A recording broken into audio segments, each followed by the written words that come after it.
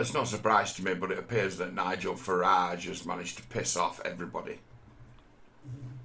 Although you have got a few fanboys who are like, rah, rah, Farage.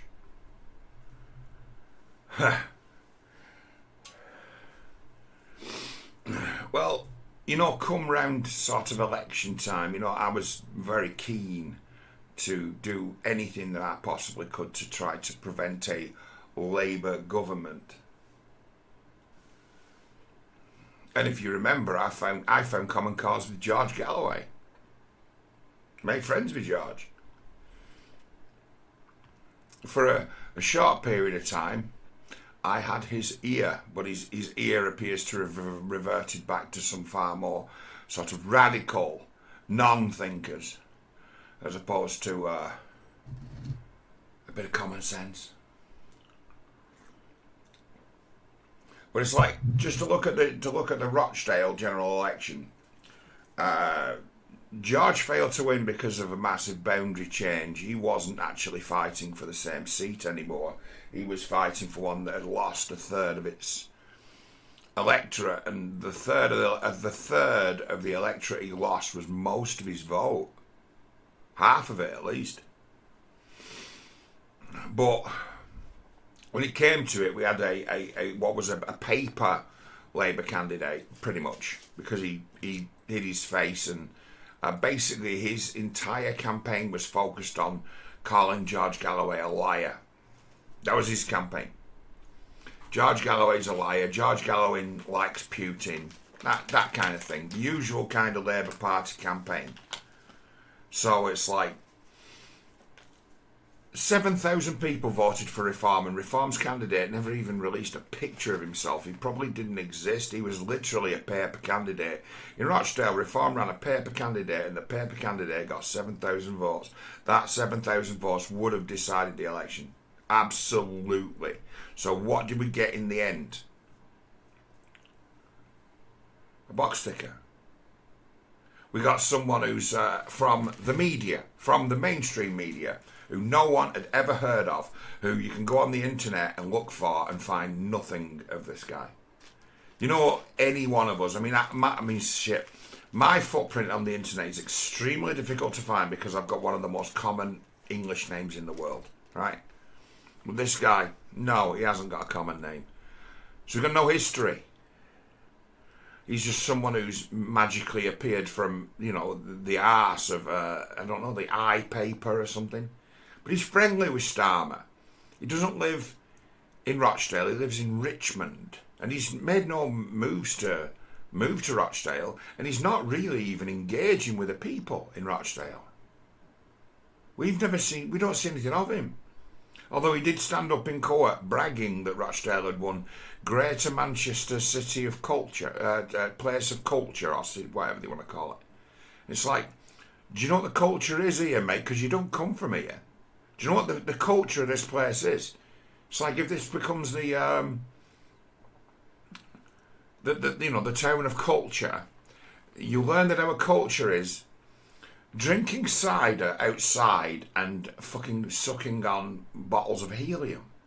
That's our culture. Jesus Christ. Our culture is 15 teenagers all running a train on the same fucking drunken idiot. That's our culture.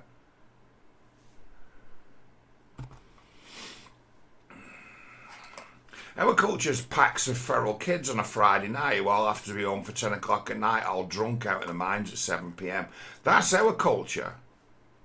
So, Rochdale gets to be the culture. It's like, so what is the essence of the culture? Oh, the essence of the culture in Rochdale is to be 14 years old behind a bandstand in Farage Park drinking cider. That's Rochdale's culture. Or taking one of the most failing schools in the country and renaming it the Farage Park Academy for the Performing Arts. And it's like, yeah, a lot of actors will come out of that school. People say fucking anything. A lot of actors come out of that school. That's our culture. When he got up in court, he got up in House of Parliament to talk about it. I'm like, oh, shows what you fucking know. Well, yeah, they said that's the Rochdale picture. Now, when I was in the ear of Galloway, I'm like, me and George, we agreed on something. Something very important and fundamental. And it meant that we had to work together. And we had to do our best to try to win and do anything, you know. Why? Because we both agreed that Keir Starmer would take us to war.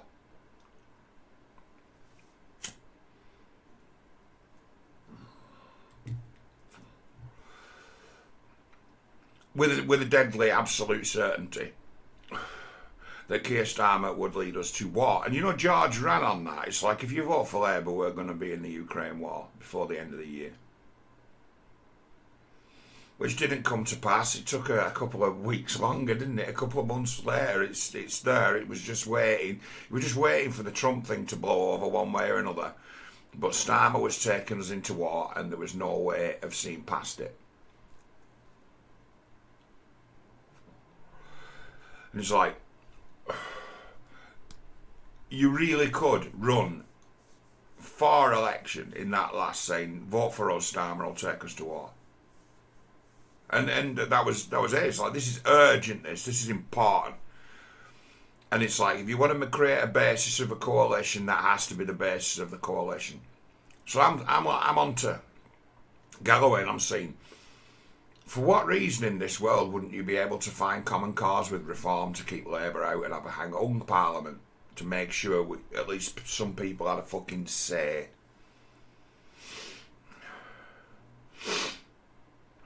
And I'm like, if in a place like Rochdale, if you could borrow the reform vote, who can't win, they know they can't win. But if you can borrow that reform vote, if you can get that tactical vote, and we can replicate that in this place, and this place, and this place, and this place. You know, these days, the communication network, you know, for a strategic tactical vote, no one in the world can say they're not there. And I put it to George. I says, you've got to find common cause with Farage. And if you want to just make it as about any one thing, it's like, we've got to keep this Labour Party out. We need an own parliament. These people are going to run us off the fucking road. We are dealing with children and idiots. I sat in a press conference with the mainstream media and George, and the quality of the fucking questions that come from those scumbags was just every one was a gotcha question.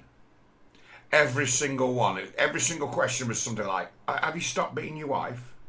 You know, they were along those lines, and pathetic, and not willing to address. You know, not interested in anything at all other than, can we trick this guy into a sound bite? And that'd be a mistake, because Galloway's too smart for that. So he's able to hijack every question like that and just lay upon him whatever he wants to say. But he did his best, actually, because he knows Nigel Farage. He's got his phone number in his phone. You'd be amazed at some of the people that Galloway knows. Amazed. Yeah, you're fucking amazed, mate. He made his way to Romania and broke bread with the fucking Tate brothers. Now, you can see as to where I have no say or sway or leeway over Galloway. Because it's like, it's the leader of the party, the sort of campaigning leader of the party, who I don't think's competent. I think he's a fucking raging maniac, fanatic. The guy who's in charge of campaigning for the party is like an Islamist fanatic, as far as I'm concerned, who has, he is the reason why the Labour Party could come back around Rochdale around the time of the election and go door to door saying that George Galloway's campaign is being paid for by Andrew Tate. Right? How do I come by that information?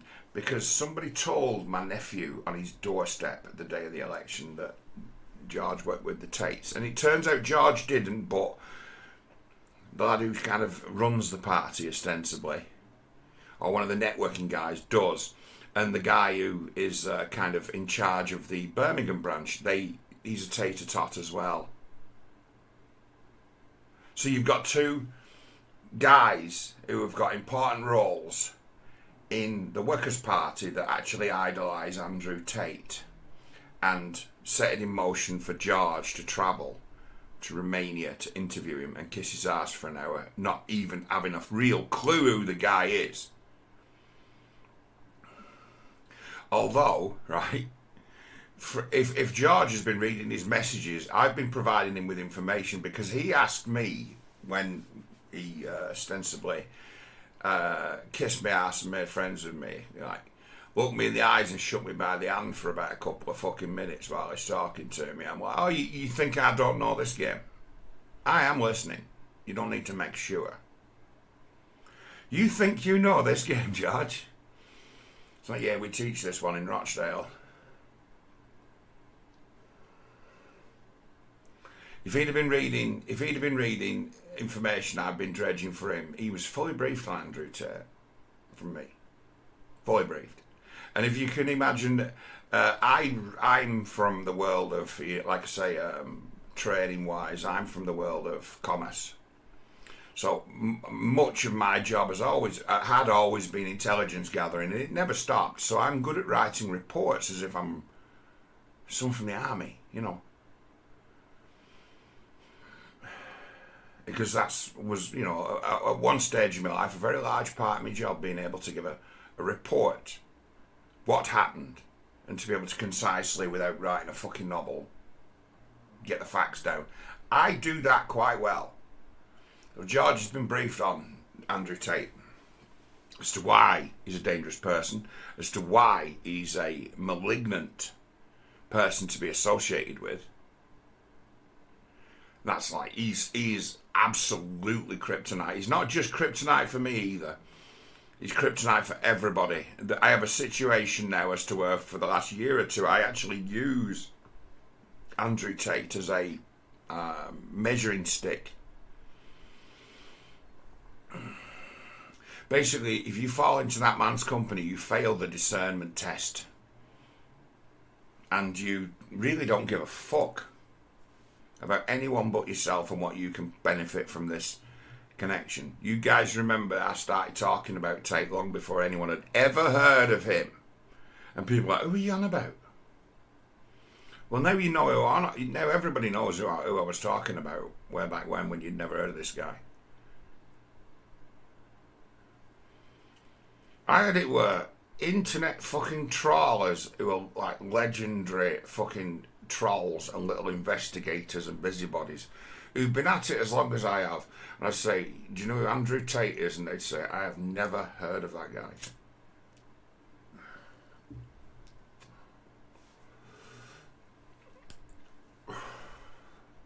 And then say, go away and find out. And then they go away and find out. And the next minute, they're giving you 20 minutes of a report. Well, I've put the word out, and here we go. Someone who knows has said. So as this guy's still more or less nobody, apart from him having been showcased by the likes of Paul Joseph Watson and people like that. My mate's like, just had a word with a few of my mates, and we were having a look at this guy's how he's moving up the searches. And they worked it out for me, a couple of fellas I know who were currently they were crypto scamming sort of people, but they've moved now towards being able to make money out of streaming. They're not, I think Kick he makes his money out of now, Steph. He's someone who's found every fucking possible scam in the world for making money on the internet. Not mostly illegal, but not rip-offs. You know what I mean? He's done a few. Let's say he's written a few PhD theses. He's never been to university himself, but it's what he does. He spent a long time writing university papers for people who were playing games with immigration and the like. Usually people from the Middle East. It's amazing, the internet, isn't it? But yeah, he's written more university papers than probably anyone, you know, to actually gain accreditation and stuff. So it's like my mate is in a strange old way. He's got like fucking 200 degrees. Why? Because he writes them. So I asked this internet-wide boy who currently resides in China,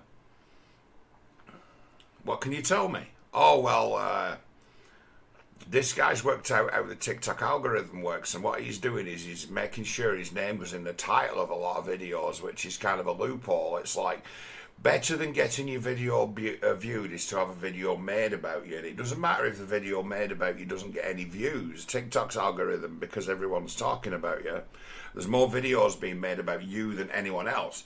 The TikTok algorithm thinks that it's because you're big and not because you've got about 5,000 people uploading videos for you. So then this TikTok curiosity of why has this guy got so big? What's he doing that's so different?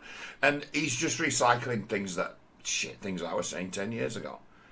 It's not. He's just ranting. He's just ranting things that, you know, he's learned the spiel, because as I've said before, the Tradcast spiel is extremely easy. Everybody knows it. It doesn't matter what your ideology is or wherever you are. You know the Tradcast spiel. It's built into you. Family. I'm watching EastEnders these days. Everyone all the time talking about family. They're all being tortured to death by their fucking scum relatives at the same time they're talking about, well, it's family. Like, you should put up with any kind of shit in the world because it's family. So the Tradcasters are full of fucking holes. Number of people who've just taken to it. Because anyone can. You just watch them. It's the Ash Sarkar person. She had an article in The Guardian yesterday saying, I can't bear not to be right. And it's like, you've been wrong about everything you've ever said about anything. You're probably lying about your real fucking name. I can't bear to be wrong. Well, you're always wrong, because you attributed everything that ever happened anywhere to anybody to the evil white man and the evil straight person. So you can never fail but to always be wrong, because you simplify something by so much that you turn it into, in essence, a kind of 1 + 1 or 1 - 1 or 1 + 0 or 1 that you turn it into just basically a binary, and you think you know, and you run your fucking mouth. Now she's changing her act now to be more, let's say, centrist, but she's somebody who works in absolutes, so she will now swing far right. Why? Because that's where the flow is. And she might have actually found that the people who she keeps company with are despicable, lying pieces of shit who use the same excuses as she does. So it's like she's felt the fucking burn of the fucking madness herself and said, hang on a minute, this is all madness. But then you have to get away from that, where you've found yourself that, oh shit, I'm in a cult. And because of your pride, you have to call it something different. So there's loads of people switching over from social justice blag to trad blag.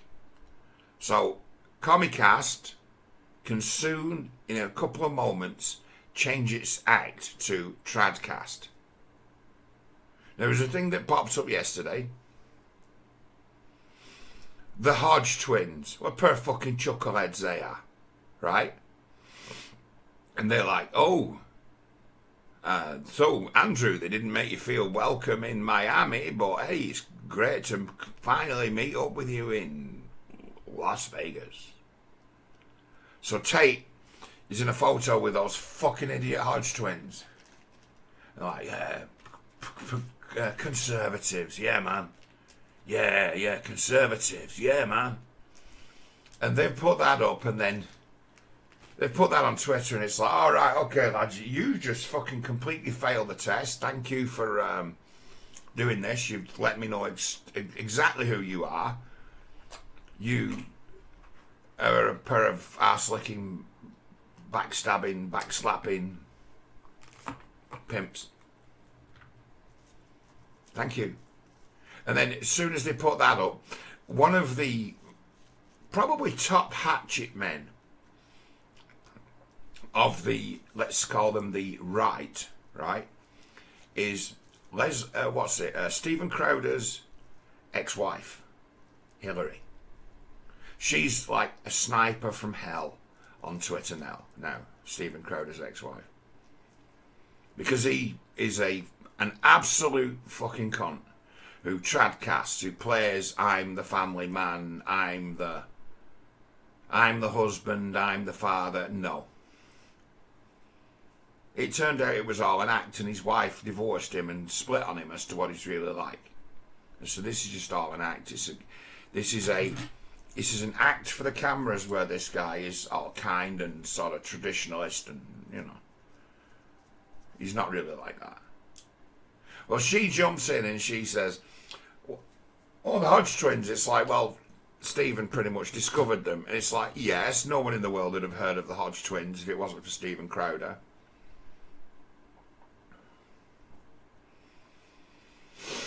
No one. And she says, yeah, they used to be around at our house. And she says, when we first met them, there was nothing political about them at all. There were two comedians who told really, really disgusting jokes about sex and had themselves a very adult niche in comedy. And they just cleaned up their act, and suddenly, oh right, okay, that the boat to get on where there's money to be made is tradcasting. So they found the marketplace. The marketplace for tradcasting in America is massive. The marketplace for tradcasting in the UK ain't that great. But the market for tradcasting in America is money.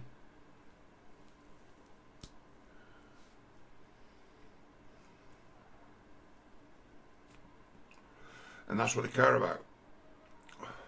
So when James is like, woke, right?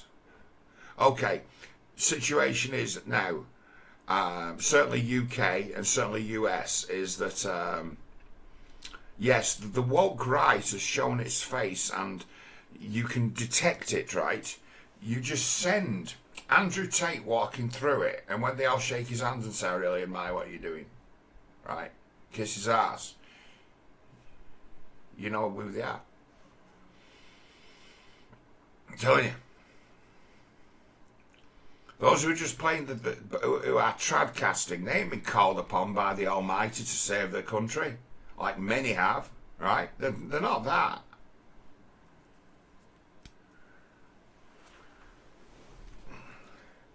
Say, if your favourite sort of political fucking YouTube sort of figure, or someone who you root for, ends up in a photograph with Andrew Tate, you can just forget that they ever had anything going on upstairs. They are arse lickers.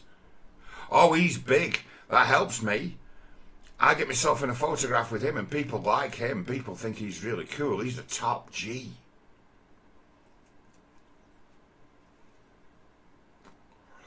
Let's get in a photograph with this guy. Let's create a fanciful association deliberately. Let's be in the photo, giving it the fucking thumbs up. I'll exchange words with Dan, who's Bostock. He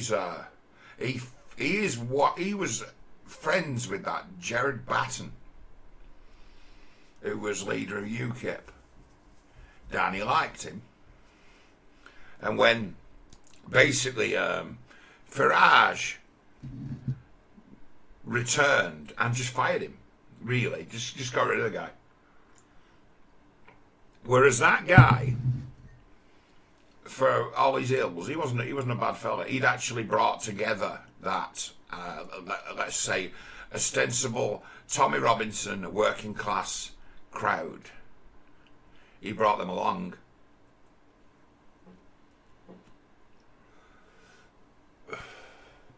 And you see, amongst that crowd, right, you have got people who are not Tommy sort of people who are in essence up in football lads. They're not just that. They're not just people who are hyped up on emotion. There's a lot of them, but they're not just that. That sort of Tommy Robinson white big tent carries a lot of common sense. They're not all just people who are, really that's the proportion of them who are just in essence fanatical. There's not that many of them. And then as well as that, there's people they respect. So it's like, they're not this far right, as they call them, crowd. You're not. They're in essence political effectives. They're not activists, they're effectives. They fucking turn up. They go beyond what activists do, and they turn up. They're political effectives. All of them. And for reform, not to attempt to reform them, is one of the most stupid things. Because it's like, where do those people go? Well, if it's like reform have taken their vote for granted. Ain't that a thing? What the press are called the far right, which aren't really. In some regards, they could be said to be honest, law information, but they're emotionally outraged. And actually, I've got probably a right to be. I can be aloof about it because complete systemic failures of government, to me, are something that happen every day. There's someone somewhere getting fucked by the government somewhere. Whether they're a guy who's got no legs and gets kicked off the sick. You hear of things like that happening if you look for that kind of thing. As to where I think there's a line gets drawn with people, with the government, as to where they start to think, you know, that disabled person's getting kind of expensive. See, they're now mooting big cuts in disability money. You know, disability ain't that. Being on that, if you got the full lot of it, all of it, you'd be just better off than being on minimum wage. Just better off if you got the full load of benefits you can get. The Labour Party have leaked, so they might just deny it and say that they've leaked it to see what the reaction might be. And what they're talking about doing to people on the sick, and it's like a matter of no. You've got a massive bill because you've made it really easy for people to just say they're fucking crackers and go on the sick, right? You've got it where it's not that difficult to if you set about it. If you just generally a person of just poor character who would doesn't mind lying to the government to get money. I mean, you are mentally ill at that. You're dishonest, you're bullshit, you've got problems. So they psychologically evaluate them and just find that out about them, and all the shit they put on top. It's enough, you know. Dead right, they're able to get a diagnosis of some black. They give it, but the thing is that they're not really thorough about that because the resources for proper psychoanalysis, right? The NHS, you're waiting years to get access to it. So where you can fucking ring me up. I'll say, right, come on, talk to me for half an hour, and I'll give you an idea what your issues are. So I'll just pick up your behaviour patterns. And say, you know, these are like clockwork, these. It's like you got certain tendencies, and hiding behind those tendencies are certain weaknesses and strengths. And be able to actually explain it to somebody.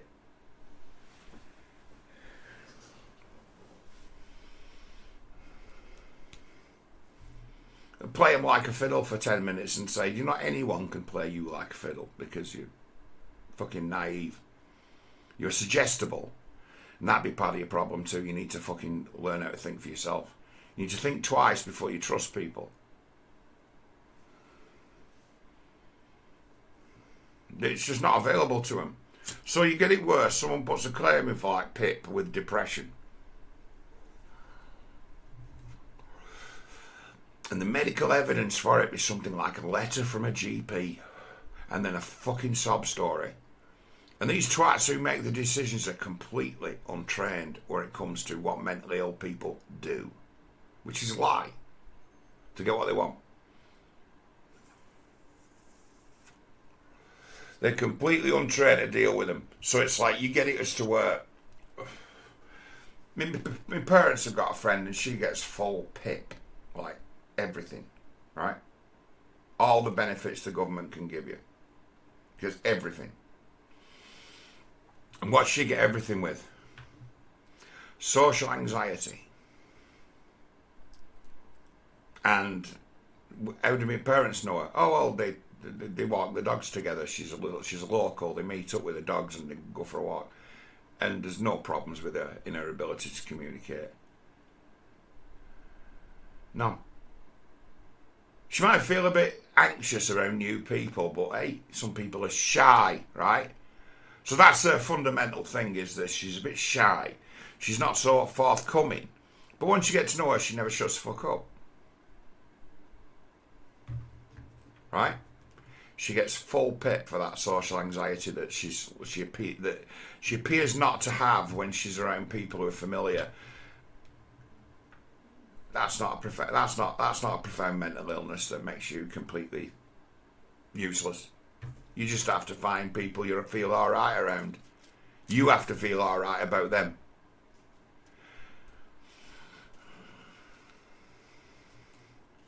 So she'd be one of these people who's like just filled with self-doubt, is lacking confidence. And it's like the only way of dealing with that is to get good at something or to take pride in something and you become confident, right? But if you can get on the sick by being sat in that place, why not? If you don't really want to work, or you don't want to struggle, that's more than, actually that's probably the best way of putting it. Not wanting to work's disingenuous to say. Not wanting to struggle. That's the right way of putting it. So me, I've actually got PIP tribunal at the end of this month, which will find in my favour. And what have I got? Oh, I've got medical paperwork about that thick, about an inch of it, hundreds of fucking pages in as evidence to say that I should get some assistance with transportation. And it's like I could also be eligible for home assistance as well. Like, why? It's like I can't run a vacuum cleaner around anymore. Someone else has to do it for me, right? And I haven't applied for that. I haven't put in anything for it. I'm going like, right, I may apply for this in the future if things get worse. But I'm only applying for the transportation element because I am, in essence, trapped at home unless someone comes and picks me up.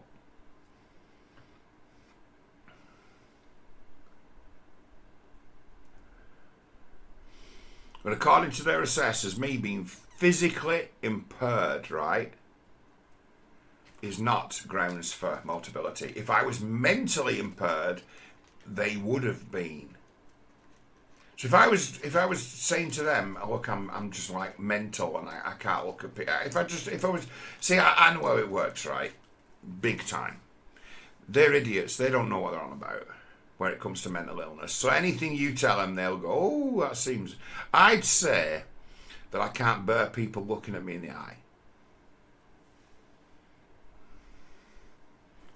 If I was going to sham them and say I'm mentally ill, right? I'd say I can't look people in the eye, they freak me out. And they say, I'm alright on the phone, but no, I can't look people in the eye, they freak me out. Say that to them. And that'll be, they'll put that down, you know, I'm telling you, they'll put that down. They won't say something like, they won't have the time, you see it, or the expertise to do a proper analysis. So they've not got someone like me who can be a bit cold about it and be listening and get to the end of an hour or so and say it's about someone. Codependent. Inverted narcissist. What? Actual victim. Actual victims feel themselves justified in their actions because they're a victim, like the world, as they say about people, that the world owes them a living and things like that. That. Pick up on that. And it'd be, yeah, this person has got mental illnesses. Yeah, this person is mentally ill. But because you pick up on the pattern, you pick up on the abuse pattern. Easy. Get to talking to someone. Let them run the mouths and let them have a conversation with someone who's a lot smarter than them. Whether it doesn't matter. I'm never gonna get upset with them or lose my temper about anything that they ever say. Because I don't know them. No bias towards them.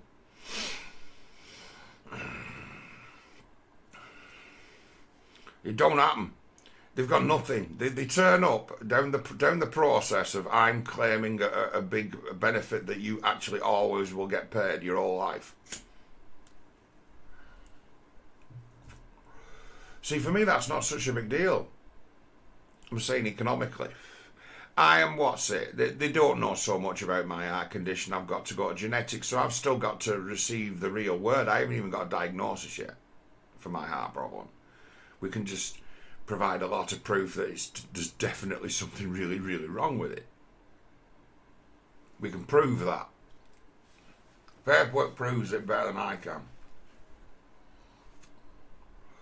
There's some alarming shit in my medical records. Alarming shit. 16,000. No, it were more than that, weren't it? Troponin count of like 35,000 or something. It's like, we had to look at this twice. Like, I'd test it twice to make sure, because we'd never seen a reading as high as this for heart trauma. And it's like, that's the troponin count you have when you've had 3 heart attacks in 3 weeks, 3-4 weeks. Right. Like, we've got you working again, we've got you breathing again, but your heart is weak. Get you in there, say, we think you're definitely going to need a triple heart bypass and probably a pacemaker. And I'm like, you see me blood pressure normal, 235 over 110, which has been my normal blood pressure for years. I thought,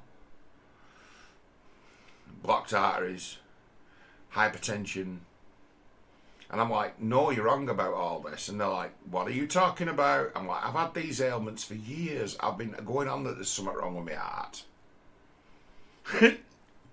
For as long as I've been seeing doctors, and you're always saying, no, it's this hypertension. And I'm like, no, you always get stuck on that.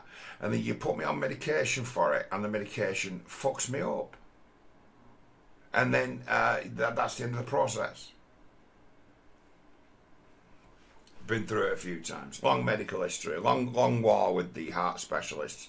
Heart specialists have got technology now, which means they can actually fucking work out that I'm actually right. I was actually right with my diagnosis. It seems my high blood pressure and my heart condition have got nothing to do with each other.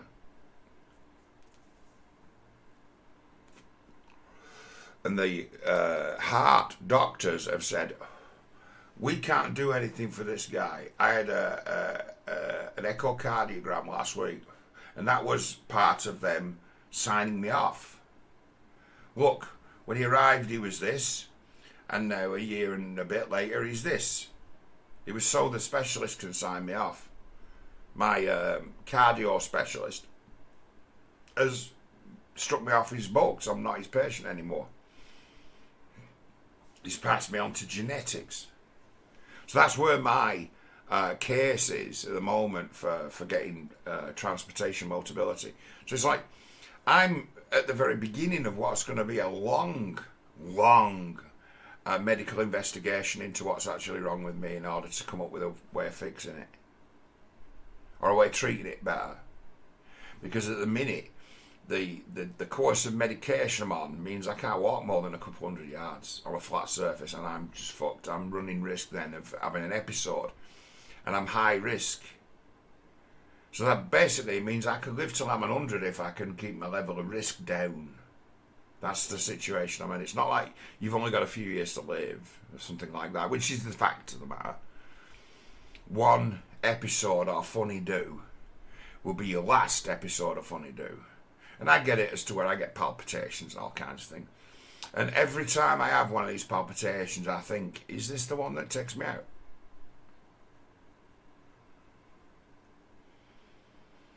medication I'm on basically stops the process of the heart attack when it happens. How often does the process of the heart attack start as it once did? A couple of times a week. So basically, my medication is keeping me alive, right? Until they can come up with a better solution, I'm just to be I am medication treated. My medication is keeping me alive. Things that cause dramatic spikes in my blood pressure, right, can kill me.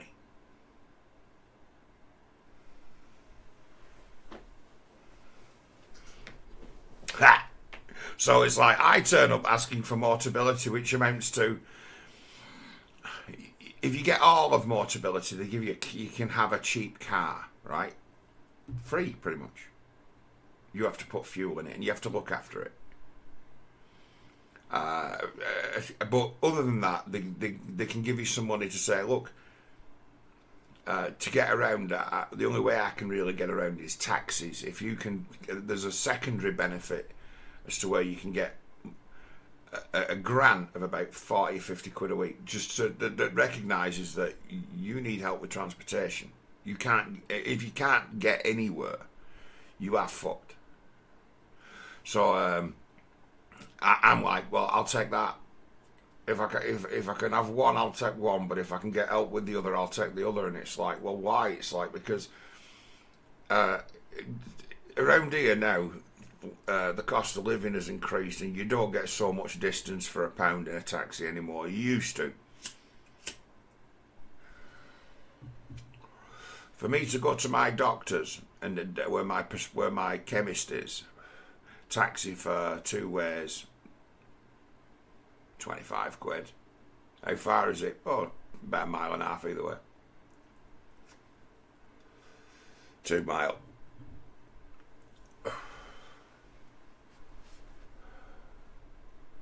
It's one of them places where it's a very, very long way to get to by road, one way in this town. It's weird. To walk to where my doctor's isn't very far away at all. But to go there by a road is miles. You have to go. You can't go straight to it. You have to go round and round in circles to get there. One-way systems and the like. So for me to just go and visit my GP, it's an expensive dip in your pocket when you're basically on the sick. Because on the sick, people are talking up what people get on the sick, and you are far worse off than if you were working minimum wage. I mean, far worse off.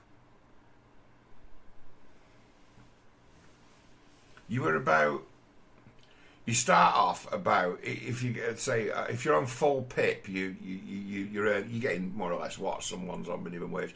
If you were entitled to full PIP, so the most you can get for being on the disabled, right? I can tell you now exactly how much you get. Like 4 or 6. First, you get housing benefit, and that means different things for different people. That is actually the massive fucking killer of the economy, is the housing benefit element. Because it's not so bad with me when my rent is like £110 a week or something, which that's a lot that for council property. Once upon a time, you'd be able to rent something. 20 years ago, you'd be able to rent this for 45 quid a week. Now it's about 115 or something.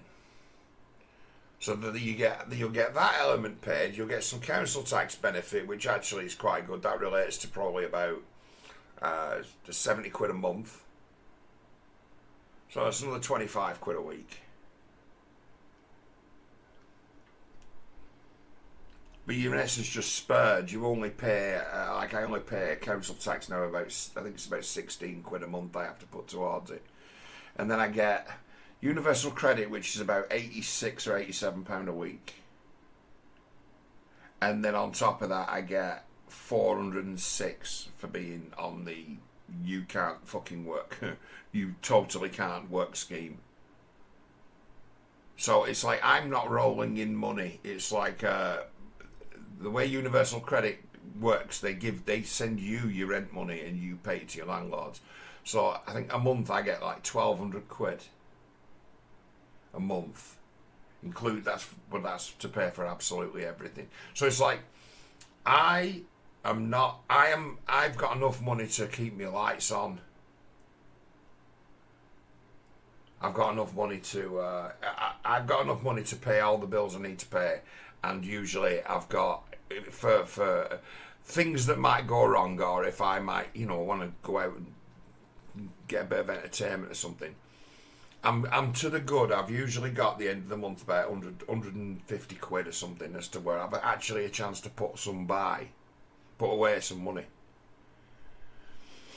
And it's like, yeah, you're able to put away some money because it's like that benefit recognises that you might need a new fucking washing machine one day. Where if you're on universal credit, you can never, you don't have that safety net of a few extra quid left over after you've paid for everything every month to be able to set aside to like buy some clothes or something, new pair of shoes. That's the level of it's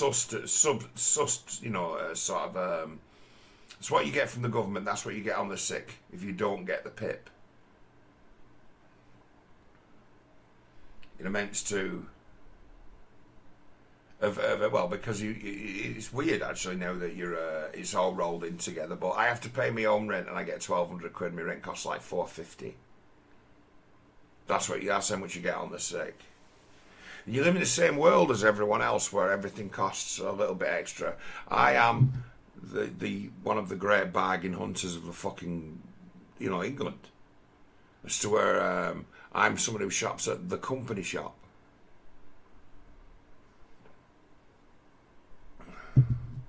So basically, I go and buy things that the sell-by date's on the last day of.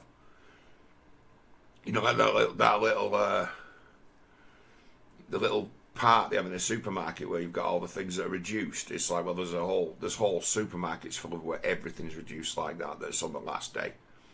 So it's like I do my shopping from there and keep my freezer full. And because I am someone who's got a first size freezer, I'm willing to buy 5 or 6 or something and keep them for months. Not eat them every day, but keep them in the freezer. I'm willing to do that. So I'm able to keep my food bill for a week down to about 30 quid. And do well, and always, and I eat pudding with every meal for 30 quid a week. Not every meal, but yeah, I have 2 meals a day. But with me dinner, I always have a dessert, so that's me sort of 3 meals a day. But it costs me 30 quid to feed myself. That ain't bad because I eat quite well. But I pay the same as everyone else. If I was someone who was shopping at fucking Aldi for everything, I'd be spending £45 a week just to feed myself and keep myself in toilet rolls and whatever else. You don't get paid. You wouldn't get paid enough on the sick to be someone who drinks in pubs ever. That's the thing. Never. You've been excluded. You are, by your fixed income, excluded from that world.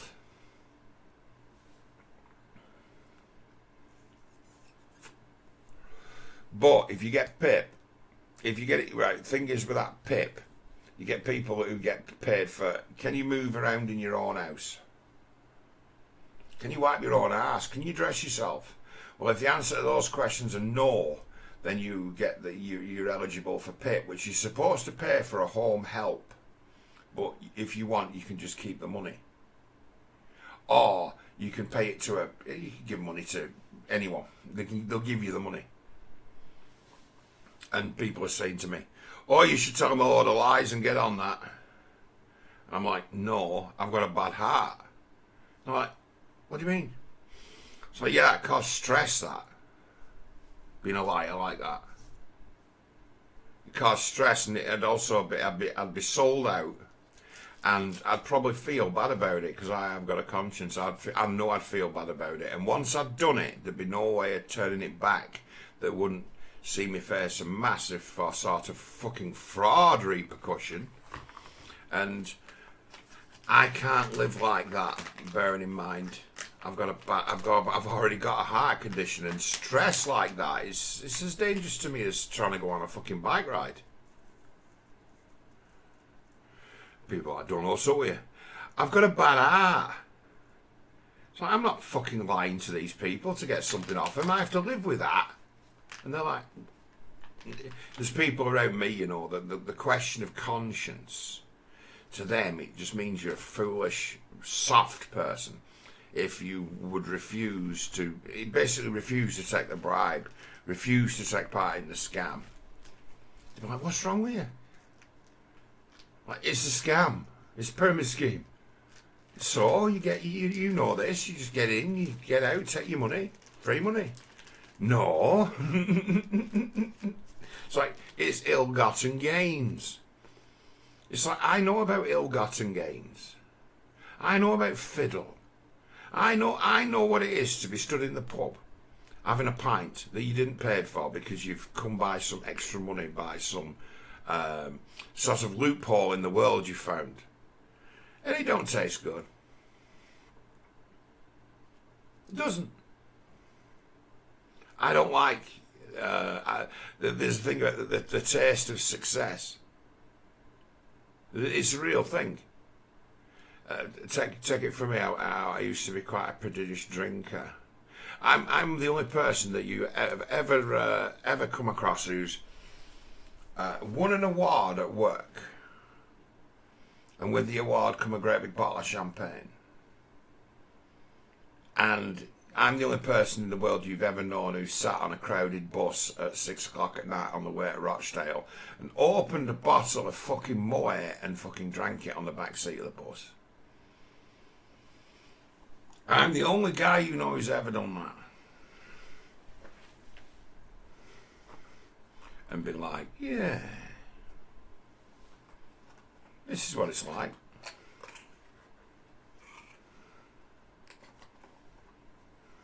It's good to earn things you get. It all fits in, it all works together. So it's like, I'm a big one for earning, for getting what you deserve when you earn something. I'm all for rewarding people for doing well. It works well, it keeps it going, it gives people a boost, and it's like, yeah, what a fucking day that was.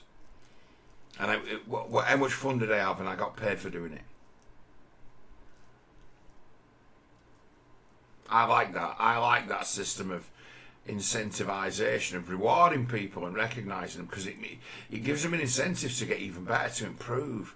And it's like that, notions like that in team building and bonding and investing in people seems to have been lost. The identity politics things has fucking killed it. It has. It's killed that. You know, like the same with the participation trophies. Workplaces have become participation trophies as well. Places. The only action is to play the race game. Otherwise, people would have nothing that they could fucking talk about. That's backfired so bad, hasn't it?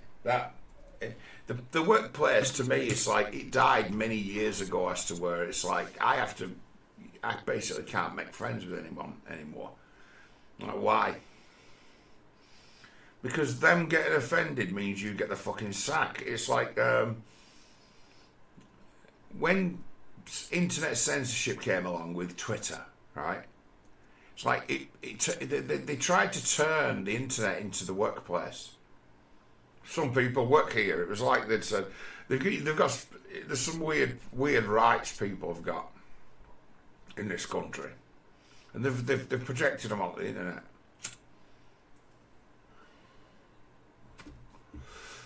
Things you can't say in the workplace because there's a disciplinary procedure that's got all these things listed you can't talk about. Or if someone thinks something you say ticks any of these boxes, you're in trouble. Try to transfer that fucking regime from the workplace onto the internet. So it's followed me. You know, political correct, you know, all these guys now who really woke, you know, comedians mostly. Many of the modern comedians, I'd say, I look towards people like Peter Kay, big star, but he's crack as him. He thinks the world's a TV show. It's all he's ever fucking lived for. Weird fucking person. But he made his money and made his name, in essence, mocking political correctness as it was. That's how he made his money. And made his fame. Peter Kay made a name for himself with a show called Phoenix Nights, which you can watch for free now on YouTube. And it's really funny. But would never be made now. There's no fucking way no one in the world would ever make that. The people wouldn't be in it.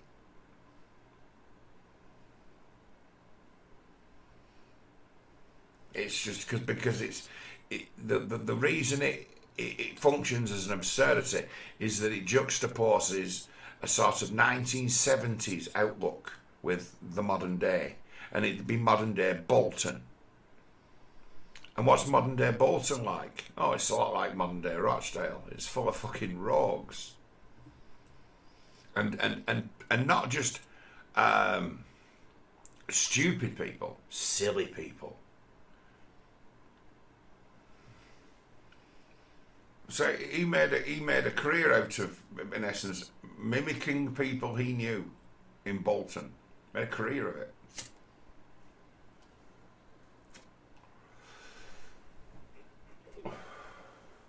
Mocking and orthodoxy. It used to work where once upon a time you would mock the God botherers and the trad sort of outlook and make endless, because that's the old form of political correctness. Like, ooh, you've got a girlfriend. Ooh, you're having an affair. Ooh, these days, really no one gives a fuck, and it's seen as passé to talk about. Once upon a time, you were talk of the town for something different. So the scumbags of the world who wanted to bring you down, they would use the trad cards against you. Like they've started to do again now. They'd use the trad cards against you. Oh, she's a bit old for you. You're a bit young for him. They'd use the trad cards to shame you. And then when they got worn out and people got sick of being just mithered because they were no better in character than the other people. So what goes around comes around. They switched tracks and latched onto political correctness as to say, well, hey, see this?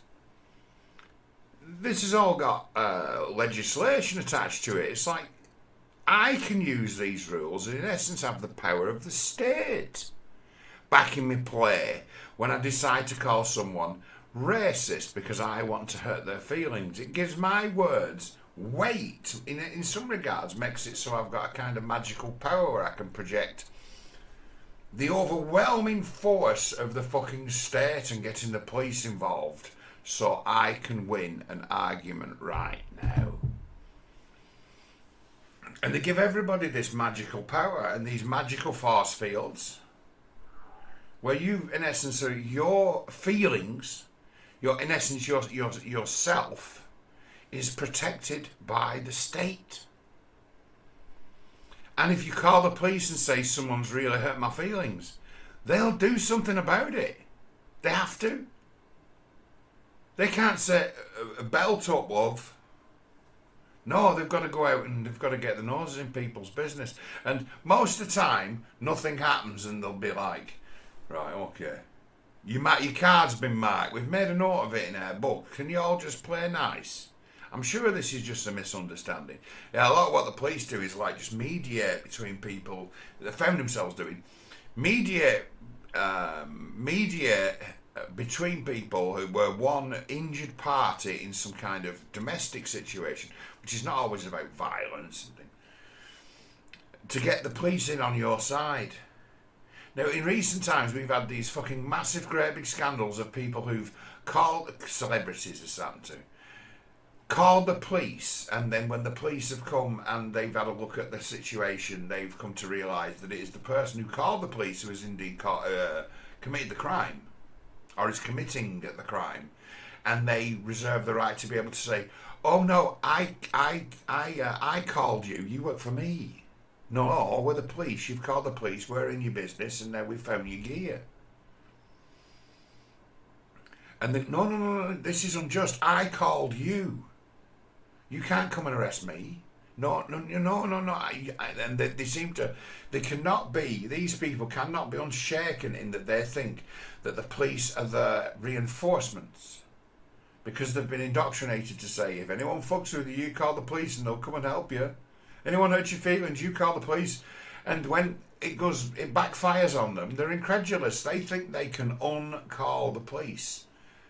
So if you say you had your windows broken and you call the police and said, I'm really, really scared, I'm really frightened that they might kill me. So they come round when you said they might kill me, I feel my life's in danger. So they have to come round then. It's like code words you have to use for them to come round.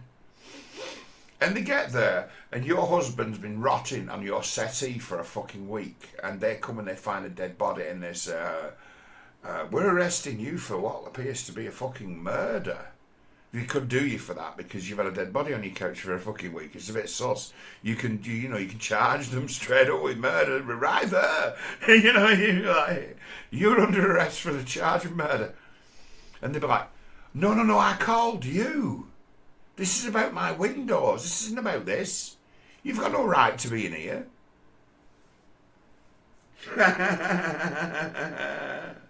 See, there's that.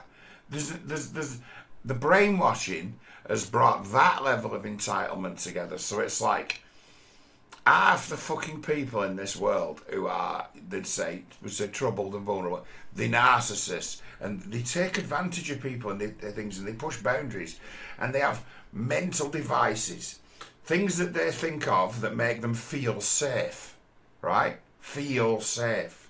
So it boosts their ego.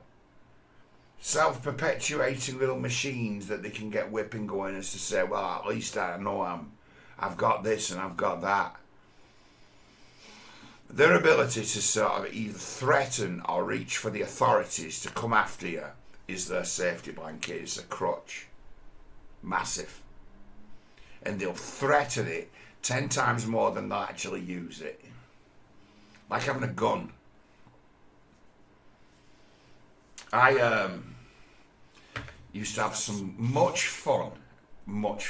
I got in trouble. I had someone who didn't understand my sense of humour once and thought that this was a very unhinged thing to say, and it was so when anyone ever brings up the gun debate to me, there's guns. Or they should ban guns. As soon as someone says they should ban guns, I used to use jumping on them and said, while they're at it, they should ban thieving as well. But that'd just be a terminator. So I started to give, I like guns, mate. Everyone should have guns. What? Oh, yeah. Be great if everyone had guns. What? It's like, you think of it, right? It's 5 to 10 at night. And you are like 200 yards away from the off license, and it shuts at 10, and you need a packet of cigarettes, and you're making your way as fast as you can, and you get there, and the guy's just shut the door, and he's turned the side round.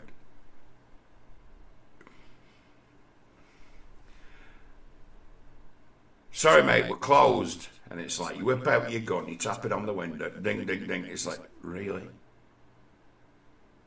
And then suddenly the guy's open, in you go, you buy your cigarettes.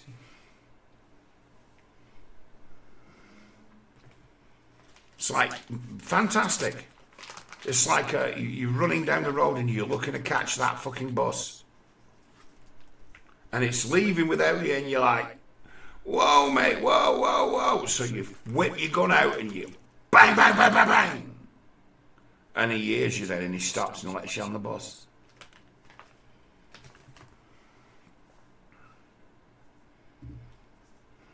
Fantastic. So the best, if everyone had one, it's like we'd all have a way, wouldn't we, of, making the world in minor ways bend to our will. We don't be killing people. If you shoot someone, obviously it's fucking murder, isn't it? But to just get it out and just wield it a bit so people take notice of what you're going to say. Fantastic. I had a line of doing that, and I used to sit there for about 10 minutes and just improvise a load of fucking wonderful situations as to where it wouldn't be so much better if you had a gun. And I'd do it to people to mock them for saying ban guns. I'm like, oh no, unban them. Brilliant. I think it's a more absurd path than say, well, while you're at it, we want to ban rape as well. And thieving. I'm 100% behind you, a full ban on thieving. And while you're at it, why don't they ban speeding and taking drugs too? And in essence, the high horse they've jumped on saying ban guns has just been deflated. It turned out it was an inflatable horse. So the fastest way of bringing down that horse is to obviously point to the absurdity that banning things changes nothing. It's just something cool to say. But take someone on a fucking imaginative journey of all the benefits you wielding a weapon, all the benefits of that.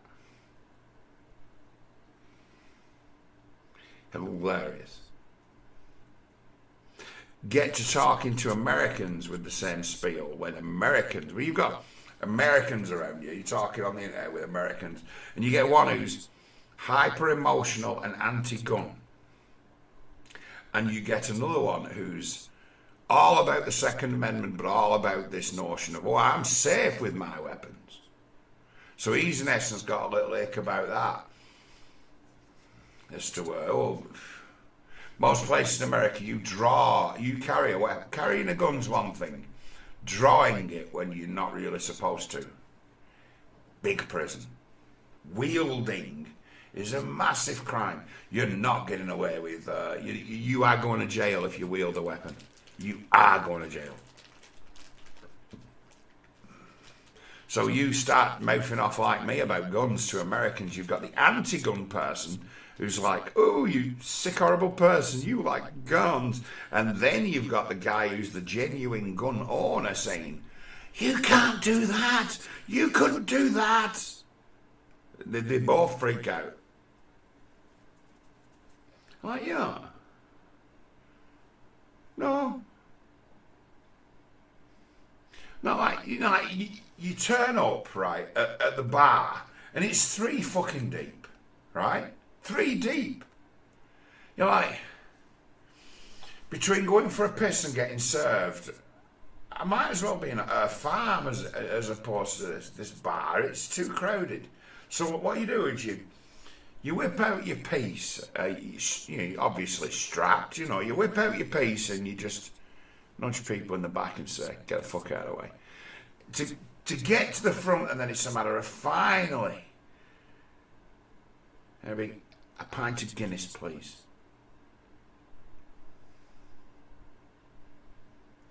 What's wrong with it?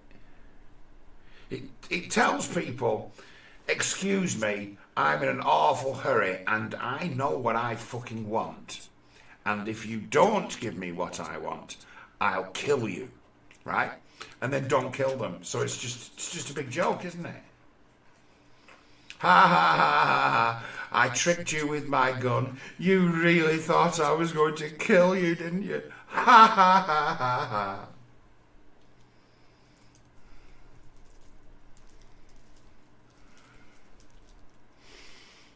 The real sort of message of this, the gun silliness of this, is that it's the gun as a wielded, threatening device might be used 1,000 times to threaten someone and never once used to kill them. But that gun has been, for some people, the centre of the universe for a very long time. It's part of why I find the Trailer Park Boys just funny, as to where I'm actually getting the urge to watch every single episode of that again in the background. And the thing that always makes me laugh about the Trailer Park Boys is how quick they had to reach for the guns. Any time whereas to where they between themselves or with their enemies, how quick they are to draw guns on each other. it just makes me laugh. It's like that's the funniest. It is amongst the funniest device in any comedy show. Is Ricky from Trailer Park Boys with guns, and he's always armed. It's like he doesn't matter what's going on. It doesn't matter what the game is. It's like things go next level real quick with Ricky, and it's like fucking good job I brought. You know, me second favourite gun. Fucking hell. And it's like, amongst the lawless sects of society, the crazy end. You know, the guys who Charlie Veitch is pointing to, the fucking crackhead, crazy dysfunction at the bottom. What a revelation he is now he come to Manchester.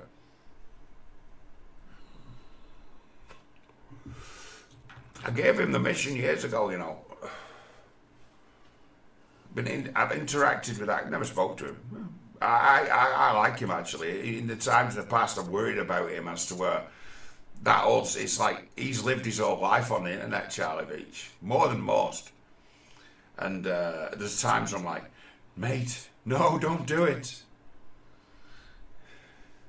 I watched a video of his yesterday, and he were talking about having trouble with the ex-wife over access to his children, and it's like, oh my God, Charlie, I knew she were wrong and right from the start. And I saw how upset you were when she decided to pull the fucking rug from under you and decided she no longer suddenly despised you when she'd been fucking kissing your ass for so long. I'm like, this ain't good, mate. When you let her put that video up about feminism, it's like, oh, what the fuck have you brought home? But he was, for a long time operating in London. A friend of mine, Lee, tells an interesting story about Charlie, which I'll not actually share, about his time in London, as to reasons why he might have felt he had an imperative to leave London and appear as a broadcaster in Manchester. But he used to have this thing as to where he was the love police, and I used to put it to him all the time in comments. I used to say, you should see Manchester, mate. It's like, you don't know shit. I'm like, you don't know shit. And I'm talking about back in the day when I used to go through Piccadilly Gardens, Manchester, like 2-3 times a week. I've worked in Manchester quite a bit as well in my life. And it's like, you see that place as to when the party starts at like 8 o'clock in the morning. It's like, by the time 11 o'clock's go, fucking hell, they're getting in the swing by then. I'm like, what? You get off that train at Piccadilly and it's like, you walk that way. And it's like, what a fucking sight when it starts. What a sight that thing can be when it starts. People fucking sat on the pavement.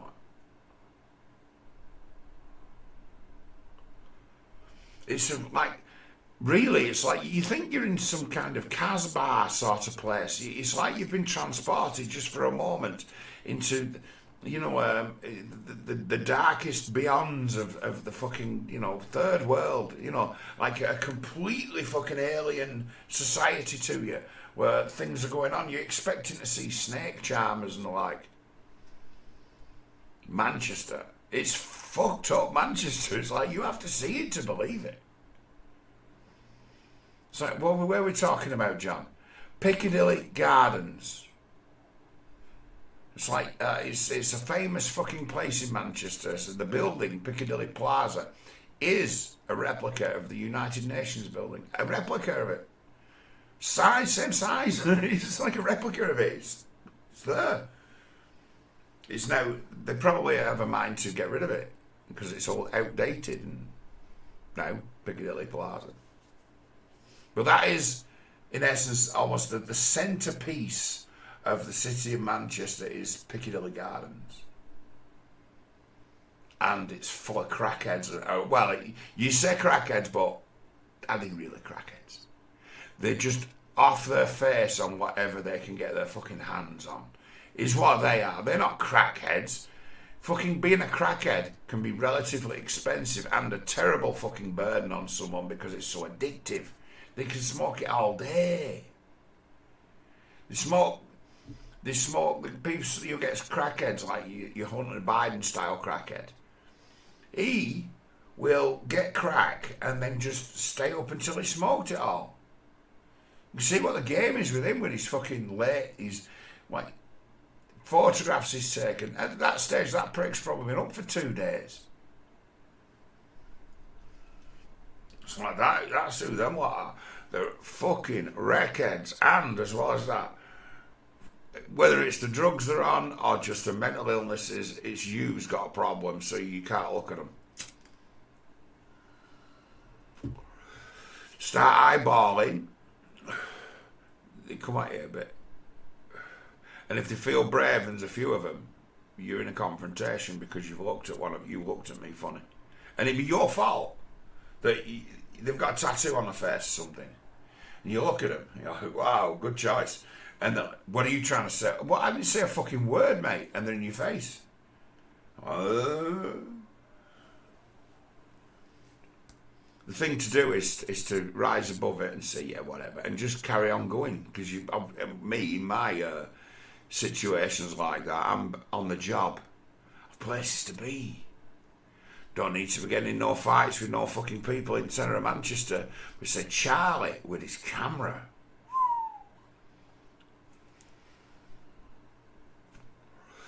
He just triggers them. It's almost like I know that they're like landmines looking for someone to pick on, and he knows that about him now. He's sussed out the game of it. What a fucking education he's got himself in Manchester. He was seeing things in Manchester that in London you don't see. Like, this is a fucking miles different place because all of his early career when he was doing his messing about with Danny Shine and the like. I always put it, get your ass to Manchester, see what I see every day, and then let's see what your outlook is. See if you're still the love place. It's like something had to. He was one of these people. He was in essence of someone who was giving the world the benefit of the doubt, right? People, and blaming the system, the culture, basically blaming systems beyond our control for the way that our lives turn up. And I'm like, it don't work like that. You can see it as that to have a point of view, but it don't actually work like that. I'm going to get your ass to Manchester and find out how it really works.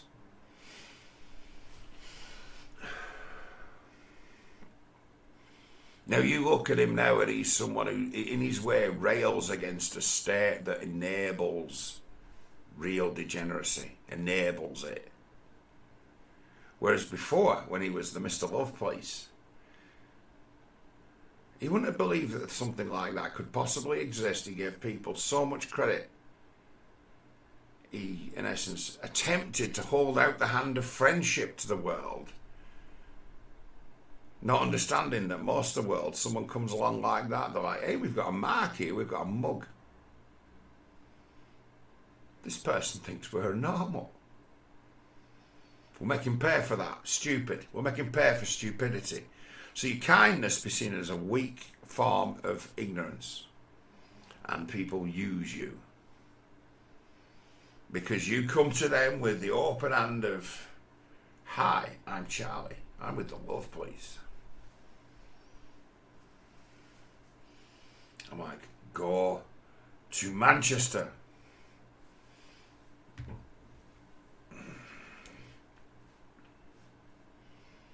He's one of them. He I don't know how I ended up talking about Vici.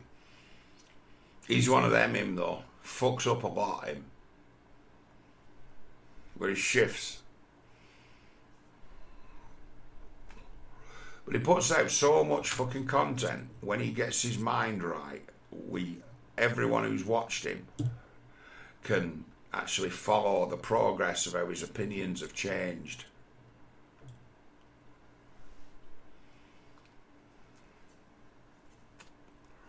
Say I watched one of his yesterday. He was on about. He actually apologised for it. It's like 3 years ago, I was someone who was encouraging people to go over to Ukraine and fucking join in that international force. And he's like, I was wrong about that. I'm sorry. And then he says, I didn't think for a minute that with NATO weaponry, Ukraine could be defeated by the Russians. I'm like, fuck me. But you got some holes in your knowledge, haven't you, before you run your fucking mouth about matters of war, even though you've been in the military.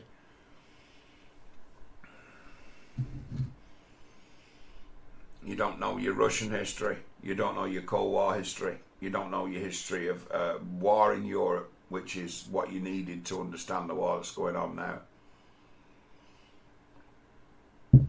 So he admitted it. Knowing fuck all and having an opinion based on his emotions. He's saying, I hope no one took my advice and went to the Ukraine to fight because things have not gone very well for people who did. Right, could be seen funny actually, because it could be seen as a very narcissistic thing, but it actually acknowledges something very strongly in that fella as to he recognised a mistake and he recognised the worst case repercussion that he could have set in motion. That someone might have been thinking about it all day and he comes along and they really admire him and say, you know, fuck it, I'm going to sign up. Recognise that is a possibility, and it's like, that's wise because that is something that could have happened. Because to some people, and this is a dark thing, war is a fucking jolly. I know something of mayhem.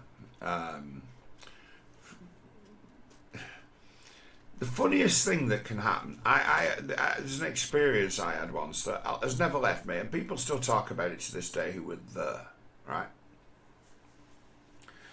And it was a football match between Arsenal and Man United in like 1989. Arsenal won the league. They had they were able to sort of take everyone in the league by surprise with the efficacy of a winger called Anders Limpar. People don't remember Anders Limpar. Anders Limpar kind of won Arsenal a league title. An Arsenal team that won the league we don't really talk about so often, with its Mersons and its Wrights and its Rocastles. We don't talk about them so often, but that's that 89 Arsenal team, not the one that won the league in the last minute at Anfield, the time they won it after that. It was a match at Old Trafford. And I don't know how it really started, but Dennis Irwin came away with a ball from Anders Limpar, and Anders Limpar had a bit of a hack at him and kind of missed, and Dennis Irwin turned around, grabbed him, forced him to the ground and started to punch him in the face. And then everybody, well, one thing you noticed then is as soon as that started, that we knew he was a maniac all along. We knew he was insane. Les Seeley, we loved him. He was crazy, but he was a goalkeeper who was crazy. He was a fucking lad, Seeley. Dead. I think he died when he was about 38. He was one of them people who, like myself, an undetected heart problem, where he goes to a doctor one day not feeling so great, and it's like, you fuck me, you're dying of heart failure, mate. What did you do for a living? Oh, I was a professional goalkeeper. I was a professional footballer. And you didn't die? One of them seals. What a lad he was. But he charged about 2/3 of the length of the pitch to join in that fight and fucking get involved in that. There was, on that pitch that day, a 21-man brawl. I think Arsenal's keeper, I think it was Seaman, he didn't get involved. There was one person who didn't get involved, but everyone else did. And I saw once Paul Ince hit Nigel Winterburn so hard he put him over the advertising audience. He fucking smashed him so fucking hard, and it's like there's video of that. But they've over the years they've edited it, and the footage of the whole thing right? Probably doesn't exist anymore. There's edits in it. But those of us who saw it all, right, that was probably the best thing that we'd ever seen. It was the most entertaining. I can't lie about it. That was the most exhilarating thing I've ever seen in a football ground. When players just started fighting. Main people fighting in it. Ince, Seeley, McClure.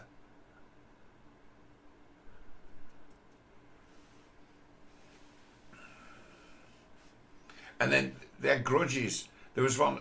Brian McClure once missed a penalty at Highbury in a I think it was an FA Cup 5th round or something.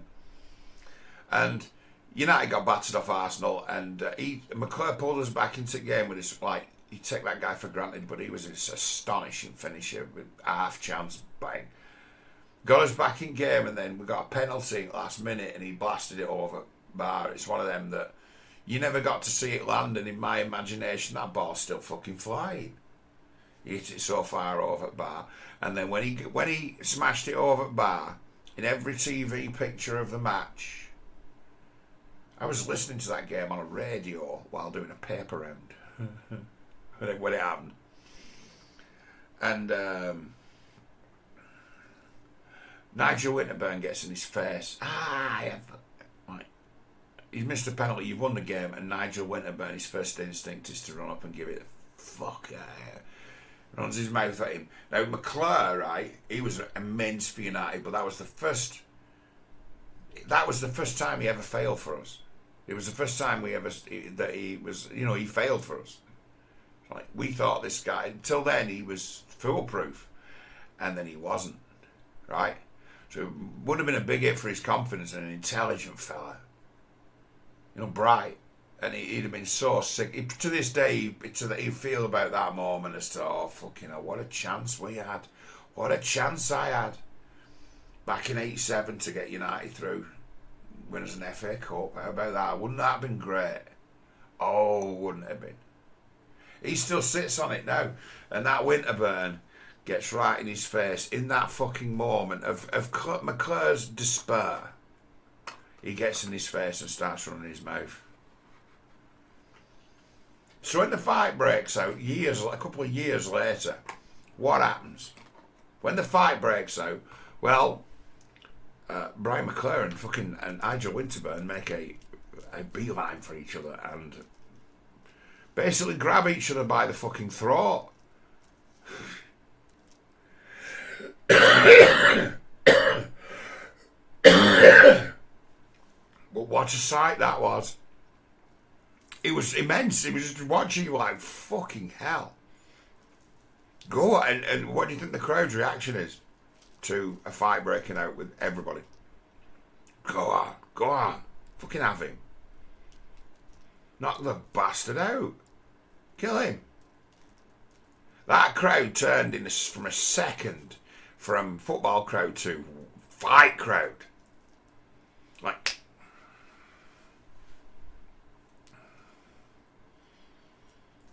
it's like there was shit. There's somebody out in the world who saw that in the crowd, and it's like, we're missing somebody here. Give them what they want.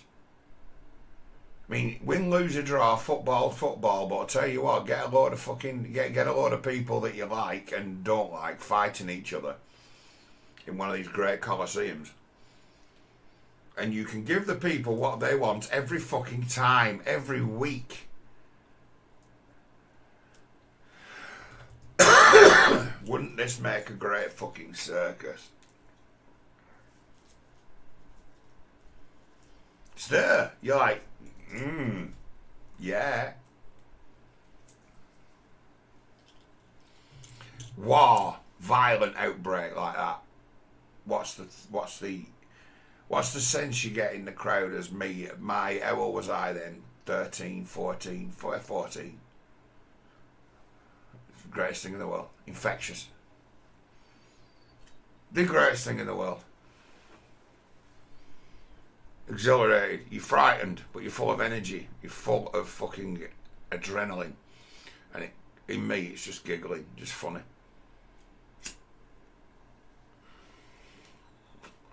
Have you ever had it where, right, you've been running away from a load of strangers who mean you harm, and you can't run because you're just laughing so much?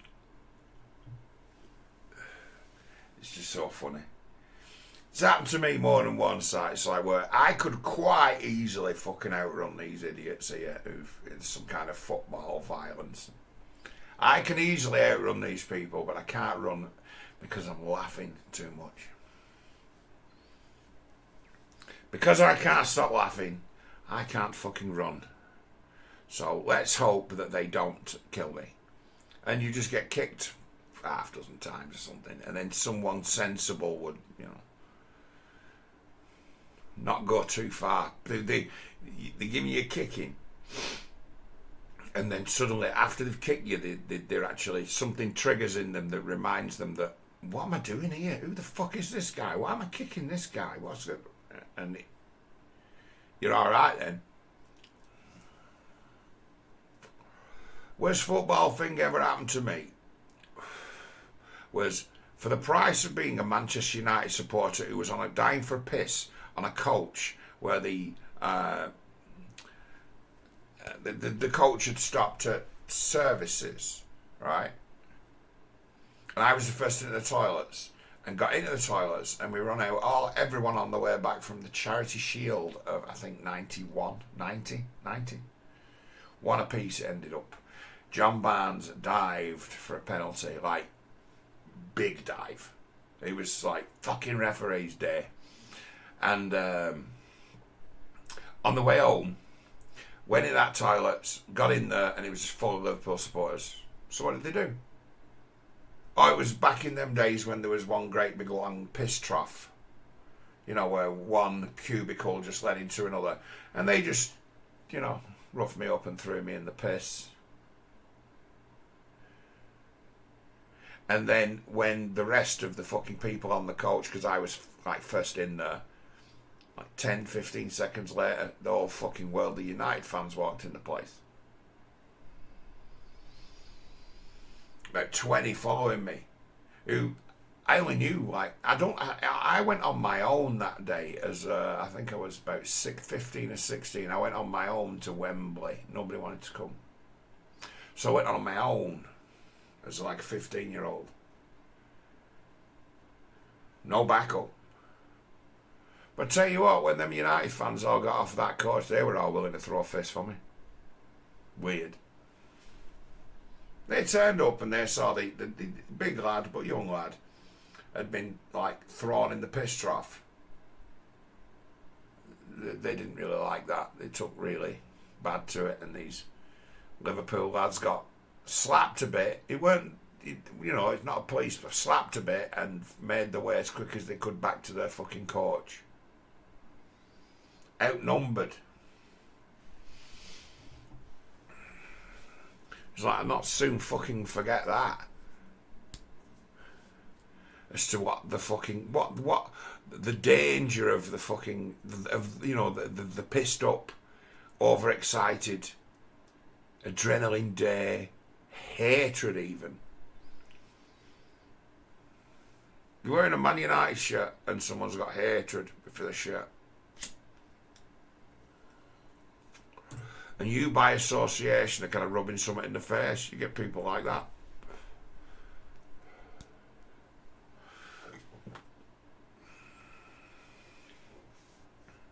Yeah. But you get anywhere as to a exhilaration.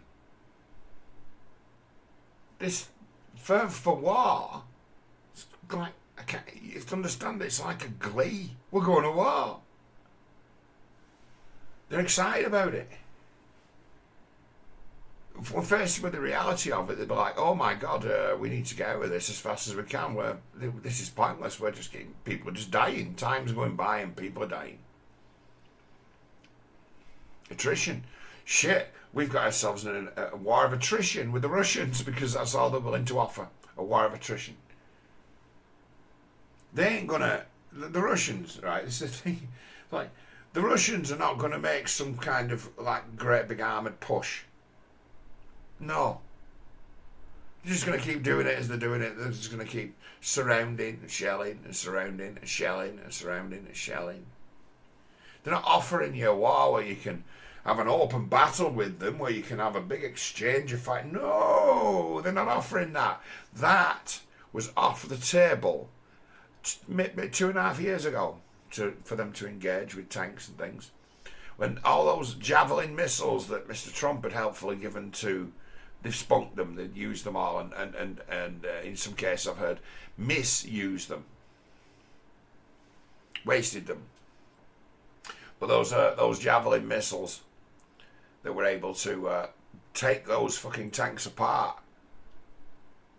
It's like they taught the Russians, oh, well, these guys have got like state-of-the-art anti-tank weaponry. Well, we'll not use them then. We'll not bother with them. Let's just send them to the back. Wrong weapon.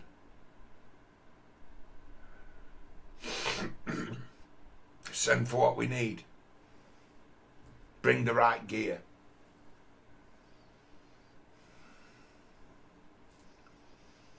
It's like we don't want to be walking about so much. The roads are not particularly great.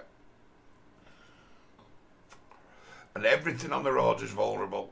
Drones. Oh, we'll just go back to camping out, shall we? Let's dig ourselves a trench. Let's dig ourselves a dugout.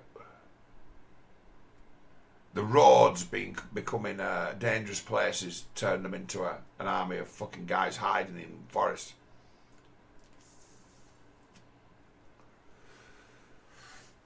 The dirtiest weapon, you know, I've come to a conclusion, you know, right, about the dirtiest drone weapon that's being used in Ukraine. I've talked about the drones in Ukraine as to where it were obvious to me, in a guy who knows just a little bit about mechanics and science and engineering, that the thermite drone would be a massive game changer. Where you could use thermite to set a tank on fire in a drone. That we're in early development. They've got lots of them suicide drones with thermite in them. I'm like, wow. I looked at drones, and when people talk to weaponizing them, like, incendiary drone. Like fucking thermite, so you set any building on fire with that. It's like that's the terrorist weapon of the future. That, and the crime will be just arson. So I'm onto this incendiary incendiary suicide drone notion as a weapon. 5-6 years ago, I'm like, ooh, this is what this will be used for. There's an even worse one than that. The grenade drone. Probably has more than one job. He's likely a spotter, but modifications, shit. There's people listening to me now thinking, a grenade drone? I could think of 2 people who watch my channel, who are already thinking now as though you could create some kind of mechanical locking mechanism for the delivery of grenades from a drone, and it'd be probably something that if you had the right tools you could make. You could 3D print something that's a little trigger mechanism that can be a little switch, a clip, to do the basic job of pulling a pin on a grenade and dropping it. So there are people out there right now thinking, oh my word, that's just a matter of just a lip that just... Oh yes, the grenade drone. It's like they've sussed out a way of killing people that the mortars can't strike. You know, the mortar would go, the shell's like a long way off. The trajectory it come in, determined by how far away it's been fired from, wouldn't it? So if you've got anywhere these guys have got these a defensive bastion in a forest, right? It's likely that the trees would give actual protection from artillery. They would. They're just the angle of approach.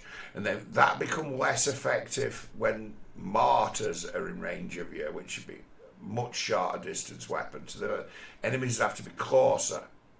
They'd be more of a problem, but you'd likely be able to identify where they are and shoot back. But if you've got drones above a forest and you're able to just go plop, plop, plop from directly above, no arcs of fire, just plop, plop, boom. So you could be dropping phosphorus grenades on them. Right. What do you think the best weapon for the job is here? Phosphorus grenades. Absolutely. Phosphorus grenades. Bang, bang.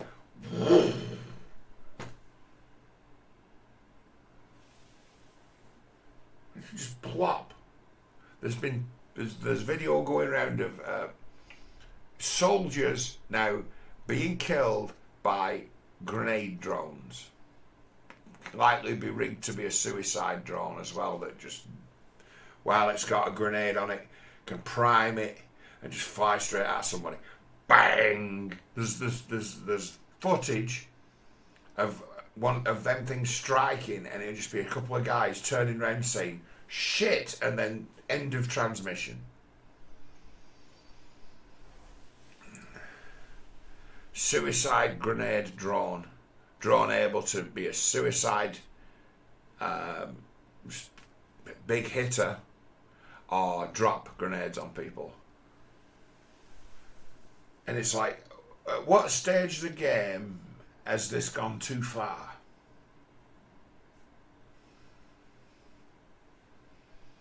It's like you've really got good at this, and I'd hate to see what the next war's going to look like.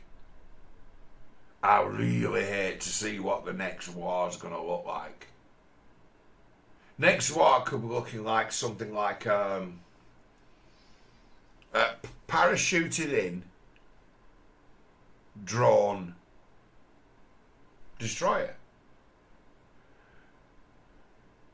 This thing can walk like a fucking dog. This thing's got like machine pistols all over it. This thing's got a camera in it, and it's got a draw. It's got an operator. It's not, a remote control thing. We're sending a robot in there to go and clear these fuckers out, and the robot's also geared up to self-destruct and kill people.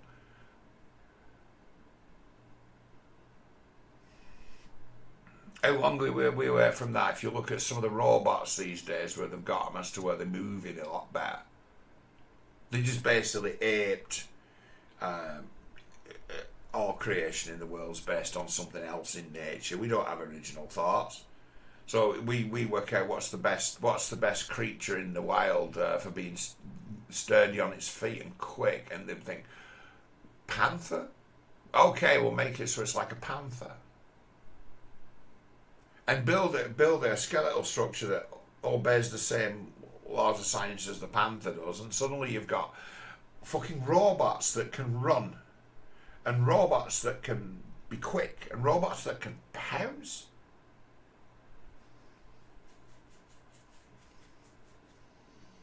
The remote control drones. So you'll get it as to where, they're gonna.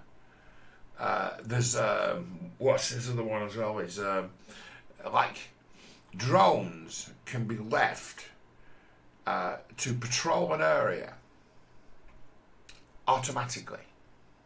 And left, and you can leave them on patrol, and when they spot something, they either alert a drone operator or will automatically attack.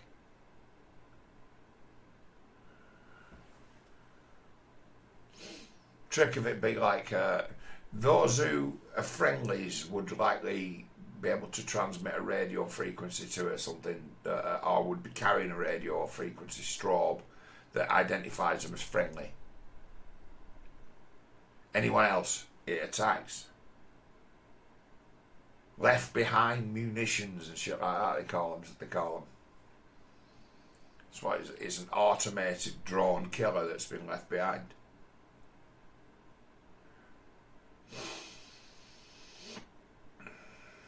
So it's like, this war they've had has accelerated the most dangerous ever revolution in weapons technology. The most dangerous ever, because we're now talking about things that those with the wherewithal can go and get the drones and modify them. It's just a matter, our drones has just always been a matter of imagination.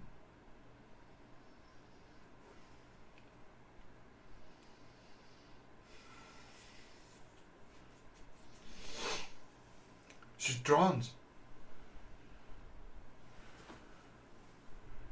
What's the next war? The next war. This is the thing. A drone army is not costing you billions like a tank one based on tanks, is it? It's not costing you millions like one based on guns. Fucking drones. You think about the price that the Chinese can produce things at. You look at some of the technical marvels that are around your house and look at how much you paid for them, what their actual retail price is. You get a fucking air fryer for 70 quid. It's an air fryer from Lidl, but it's only 70 quid. You know, you can get an air fryer for 70 quid.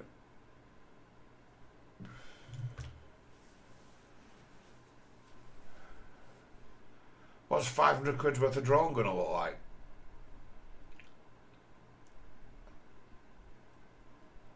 Wow. It's like, that's it. It's over. Your soldier on the field's become obsolete. You don't need him now. And putting him in the field is just asking for him to be killed, because he's out of the equation. The war's taken a turn.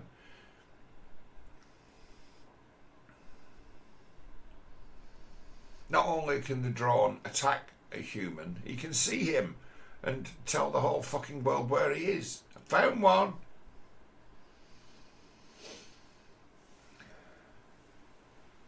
So that's not a battlefield for men to be fighting in anymore. It's like, stop this. This is really bad. It's like you've just created the testing bed for the deadliest and cheapest weapons that have ever been devised. This is bad. It's like, stop this war now. It's like, the tactics of it are just filth.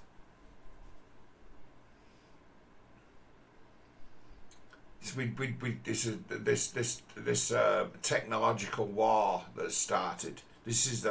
We're fighting what is now the most high tech war, but in some regards it's low tech. It's fucking off the shelf retail tech. It's like fucking Robot Wars. Remember that TV show Robot Wars? It's that, but it's like, you don't have to do what you did before, but here's a vehicle for you to modify.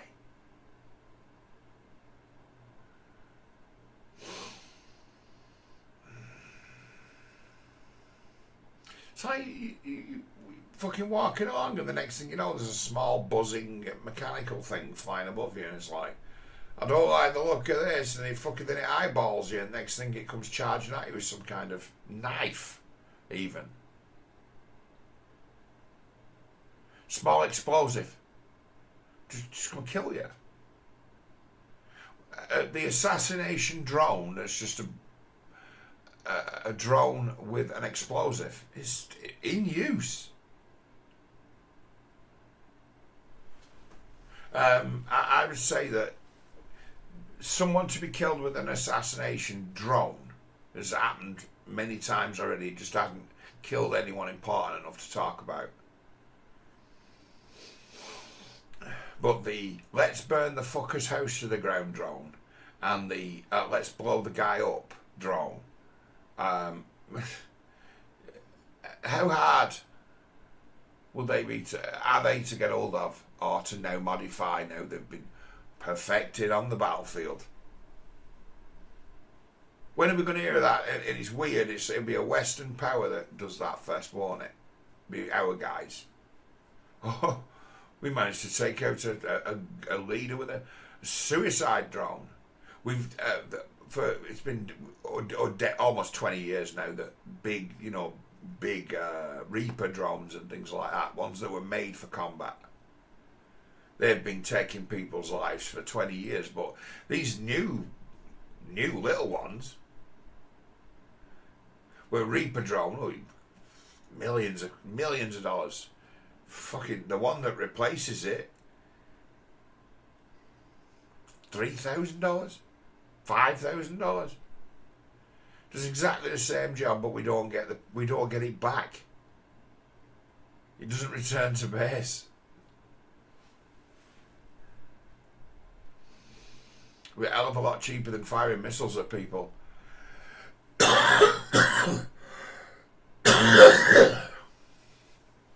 It's like who in weapons development could currently look away from the drone? Who? You get some firmware building tip. You know what we need? We need a new generation of battle tank. It's like, no, we don't. Forget it. You don't need them.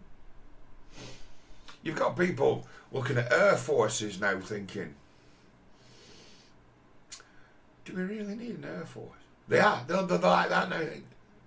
Might we just use unmanned stuff? Might we just use modern missiles that can, in some of them could be, you can have them flying around in the air until you need them. Or do we just get like drones and modern missiles? Because that's been the way, that's been the order of battle in this war. Certainly where Russia's had a missile destroyer sunk by a combination of drones and British anti-ship missiles. And the anti-ship missiles would not have had a fucking sniff of sinking that ship if it hadn't have been for the cloud of drones they sent escorting them. Suddenly the ship's point defence system is overwhelmed and it buys it the seconds it needs for the missiles to get in. Bang. See ya, and they've known that.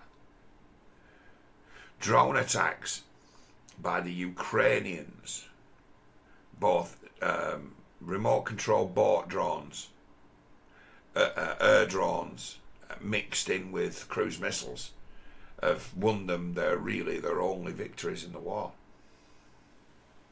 Their only significant victories have been at sea, really, and that's because the Russian missile cruiser is a work of art piece of equipment for as a counter to carrier groups. Wonderful weapon. Thank God we've never seen them in action. Thank God we've never seen the Russian missile cruiser in action in a war. Because that would fill some fucking coffins real quick. But they had one of them destroyed. Apparently the flagship of the Black Sea Fleet on the bottom. So it's like, hang on a minute. Navies are pretty fucking useless these days, aren't they? Yep, they're there to be lost. Get them the fuck away from... They're there to be lost. It's like you're going to have to look after them. You've got to do something else with them. You've got to... Ships at anchor at Sevastopol have been getting annihilated by drone attacks. Haven't been going on for so long, I dare say there's not much left there. They've got them the fuck out of there or put them to sea, made them more difficult to detect. But the Russian fleet has been decimated, hasn't it, with drone attacks at Sevastopol.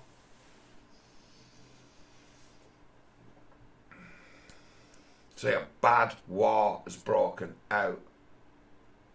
But I'll tell you, going back to the original touchstone to kick off with as to Farage, right?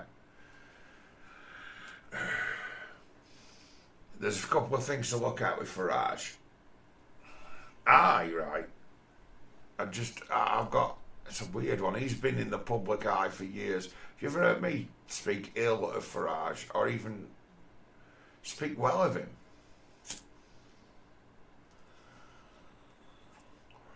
He doesn't. To me, he's just a non-entity. He's never caught me imagination. He's never been, and I remember him when he was a younger guy, and he was this UKIP fella and runs for the European Parliament. But in every way, a fucking Tory in the David Cameron mould, to my mind. To a degree, likes to be seen as being down with the kids, etc. Very much of that clique and set. So you will not get solutions from this guy. He runs home to mama too often.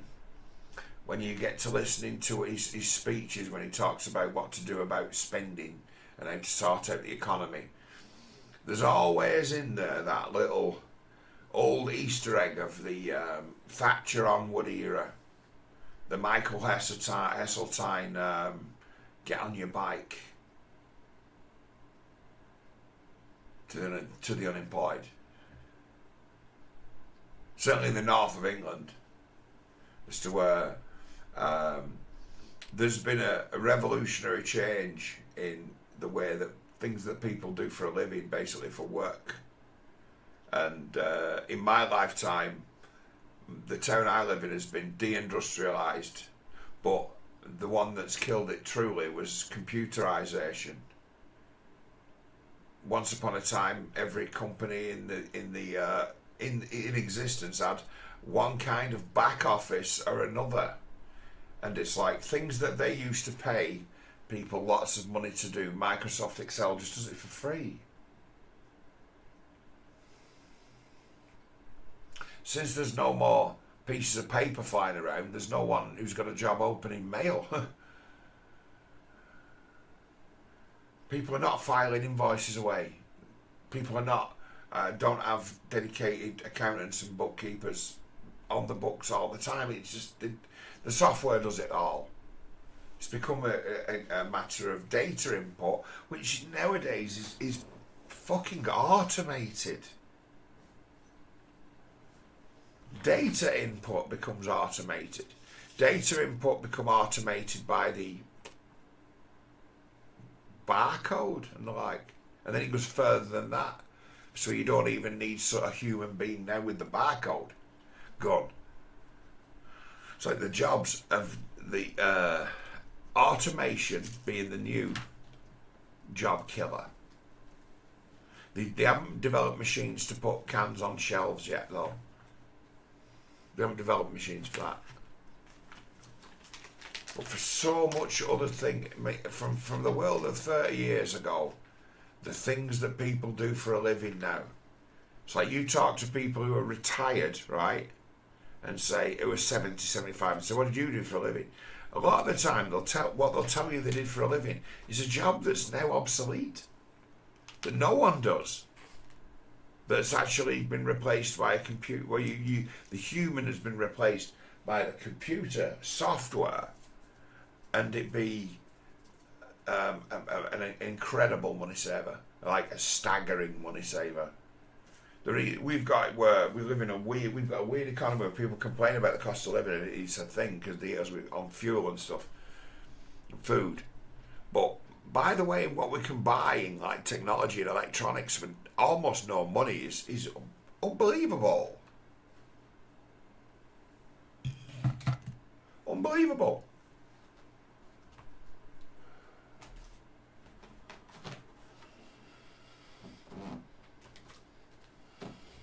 But yeah, your man Farage has got a great big sniff of as to where no one's ever done it. No politician's ever said our workforce has been just transformed. We need to address it. We need to talk about it, and we need to think about where government might put money to better aid the situation. But first we need to understand it. To study that as to where there's been a massive revolution in what people do for a job. It's like certain things only humans can do, and they are the only things that humans are doing now. If it can be automated or it can be done by software, it's done by software or it's automated. And it's put millions of people out of work. You've got people out in the world whose skill sets have been made obsolete by software, websites, Google. It's like, what about them? It's never been addressed. They'll say, oh, the tech industry has created another 100,000 jobs, and in its wake, it's that the imprint of those 100,000 jobs down in the long run mean that 1 million people won't have a job anymore. So it's like, we need to understand it like that. We need to start thinking about it and having a proper pause or inquiry as to, we must be missing a trick here. Looking for growth, we must be missing a trick, because they are, aren't they? Whenever they try and do anything about getting people in work, it never works, because their only idea is kicking people's ass until they get to work. It's like, if they decide to sanction me with my heart condition, right? Do they think that if they keep threatening and depriving and sanctioning, do you think they might fix my heart, mean that I wasn't born with a defective heart? Do you think if they push me hard enough that it'll just fix it? I'm curious, because that appears to be the tactic. It's like Farage, you go to him with the problems of poor and problems of work, productivity, wages, money. All he's got is to tell you that poor people are lazy and feckless and dependent on benefits, and his answer to it is to take the money from them. And it's like, that no one's doing that. Sorry, it's just off the books. You can't do that. And if you thought for a minute, you'd fucking know why. And it's not about electoral prudence. It's not about, well, they won't vote for us. It's not about that. It's like, if you take all the crackpots at the lower rungs of society and take their money from them and call them feckless and lazy, right? Basically, you shit on the suffering and you attack them personally.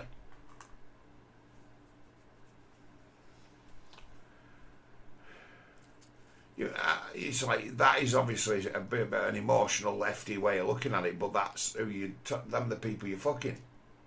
That's how they'll take it. So you'll get it where those in your wide net, you'll have as many people, you'll catch as many people who are swinging the lead, and they'll be furious, right? As you will fuck people who are genuinely fucked, disabled.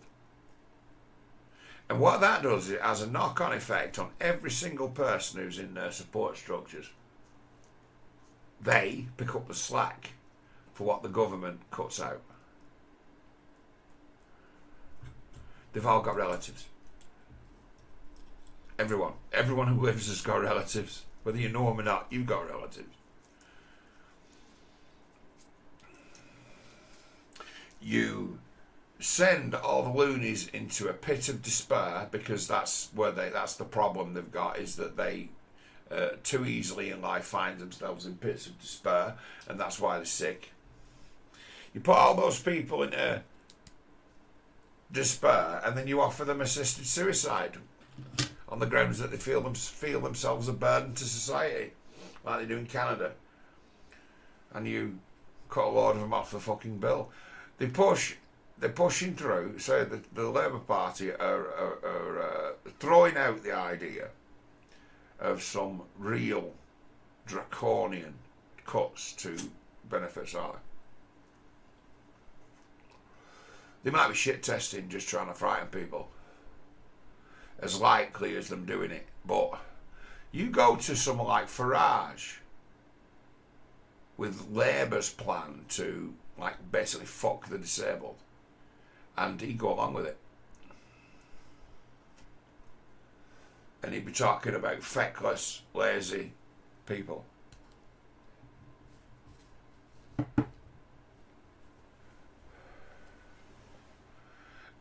I'm sorry, but conservative or no conservative, to me there's always been something suspiciously off about that. I mean, fair enough, we've got parts of the population who are dependent, and I am ashamed, just because of my nature, to say I've had to become one of them because my heart's fucked. I've had to go on the sick. Didn't want to. Spent years doing anything else but that. Even though I wasn't fit to do much, doing what I could. Until it got to the stage where you can't do that anymore. You put your health at risk. Put your life at risk. Still smoke though, don't I? I got a clean bill of health on the smoking side of it, when my arteries weren't clogged up and my lungs work 100% effectively. I'm not saying it's doing me any good, but it ain't what's killing me. Everyone could always do with giving up smoking, but I tell you what, if I was still a drinker, I'd be a dead man today. And that's the worst one, but you know my feelings about it.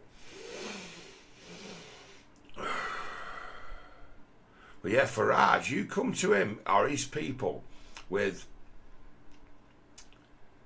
concerns as to say, you know, those fucking people who all rioted last summer. It's like most of them were skinned. Just saying.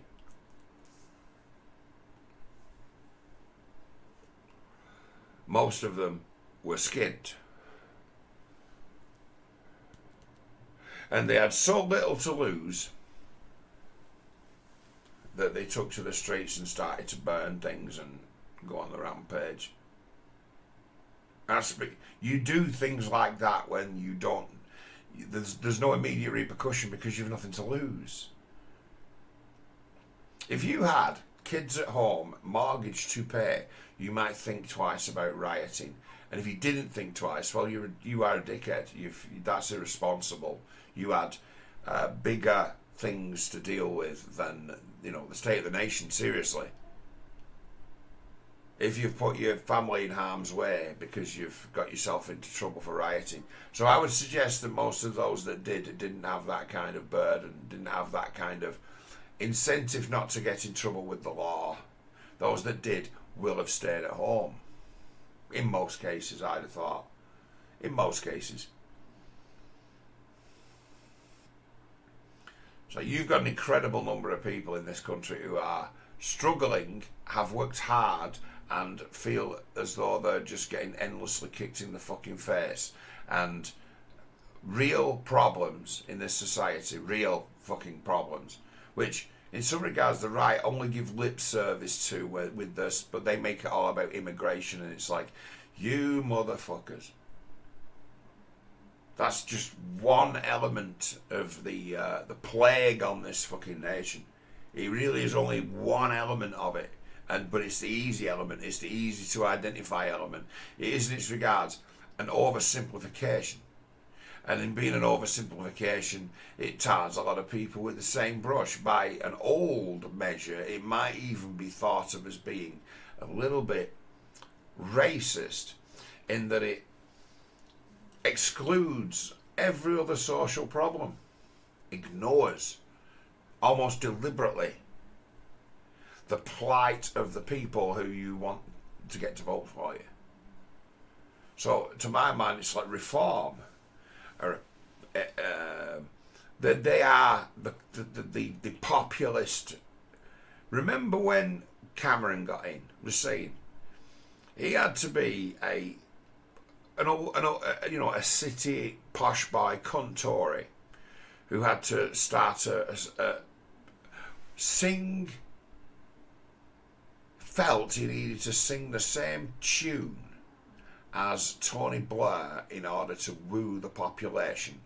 So he actually brought in a sort of cultural Marxist leftist ideology with him. A Tory leader started the continuation of the Labour experiment under Cameron is what woke up a lot of Tories.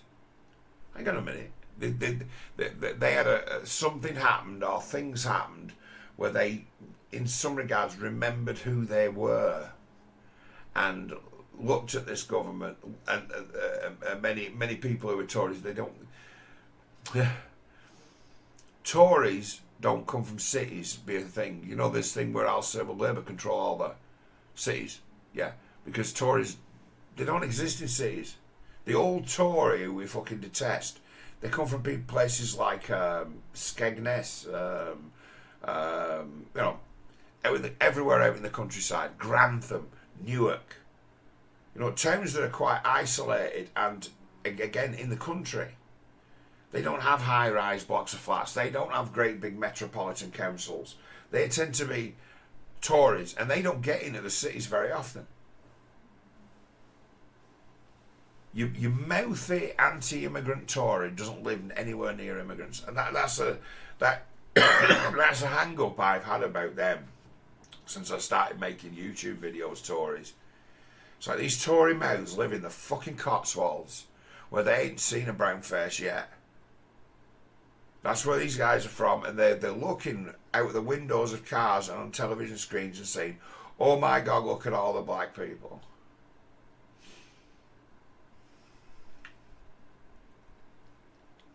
I'm like, I see a lot of cuntiness in this country when I've been around it, by way of like the place appearing to be a bit tribal.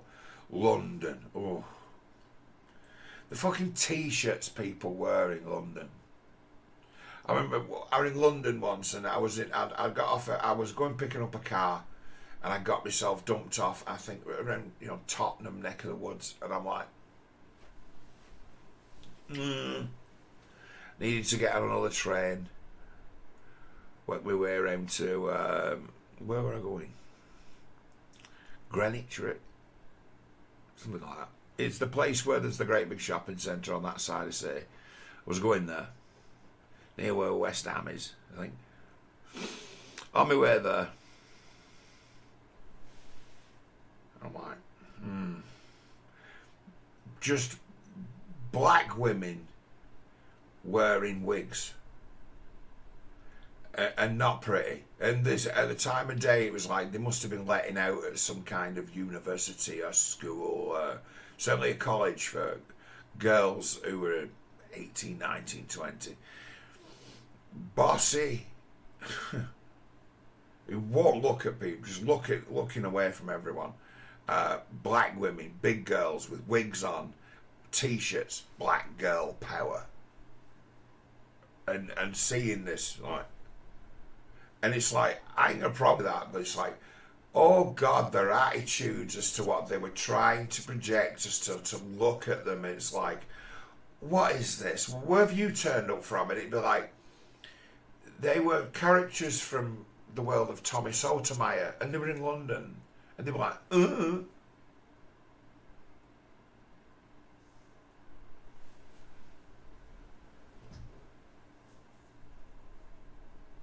It's like you're looking at what is like an untouched sort of hedonistic culture that no one's allowed to say, that seems a bit cringe, a bit off. You look like a show. You look a state, as nobody ever told you.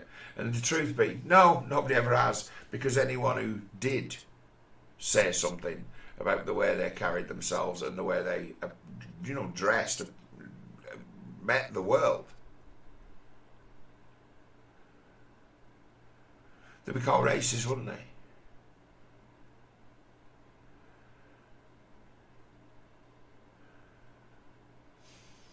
You see, eye-opening things, mate, I've seen around this fucking country. Eye-opening shit when I was moving around. You know, a dickhead I saw on a bus once in Sheffield. He'd had half his face tattooed. University. It's someone who, one of these, there's like, anywhere where there's a university, right, there's always people who aren't students who are like zombie people eaters who congregate on the university trying to get some of that pussy. One of them university sniffers. Someone who lives in a university town and looks to be a predator. One of them. You see, he thought he was a pretty boy with his half face tattooed, like something out of the Matrix. And I looks at him, and he knows why I'm looking at him, doesn't he? It's because half his fucking face tattooed. And he clocks me, and he's like, what's your fucking problem? Like, oh, what a game you've discovered. You can get everyone's attention, can't you, fucking creep? That would have been a different day if this guy wasn't just like a diminutive, just an inch taller than a midget. You find yourself in company in this country sometimes as to where you'll find a fucking 6'5" monster with great big tattoos on his faces who'll be looking at you and eyeballing you, waiting for you to catch eyes with him to say, what are you looking at? To shock you and think it's funny. It's like bullies of the fucking highest degree and order who are trading in real fear and terror. You'll find them all over the country. Not just on public transport. So we got a problem with creatures in this world you can only describe as fucking monsters. Zombies. It's like, no one for a minute is addressing that or them. People should be making series on Amazon Prime saying Britain's most fucked lunatics. And people will be watching it and saying, hey, I know someone like him. I'm like, yeah, you do, don't you? You know you do.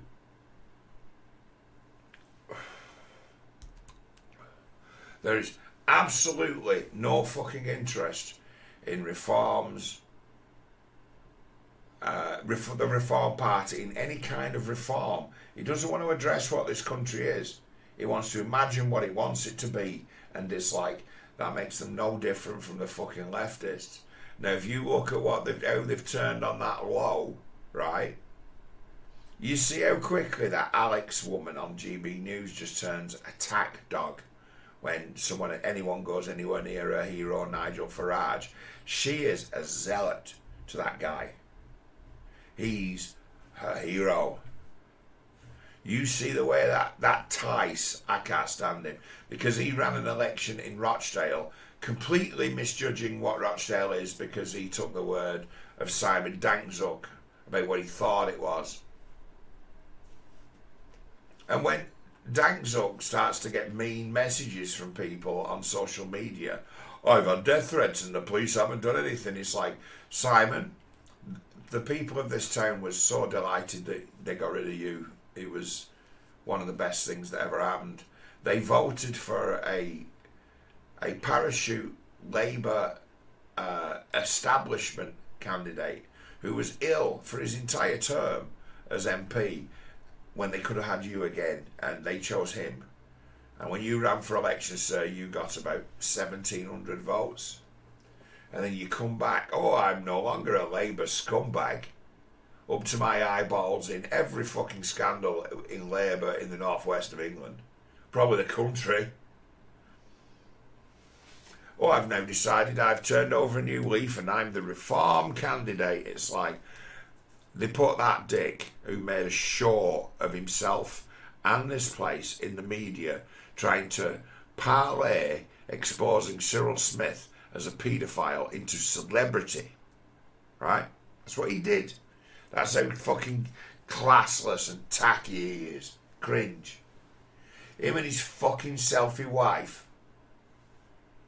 You should see her in real life, you know, she looks nice in a selfie because she can take herself at an angle where you can't see she's like a balloon.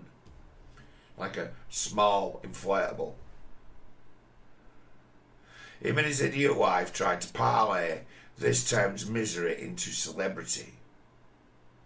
And that did not go down well, and everybody fucking hated them. And they don't get it. They have to imagine themselves as being, oh, well thought of and respected people who brought justice to this town and the like.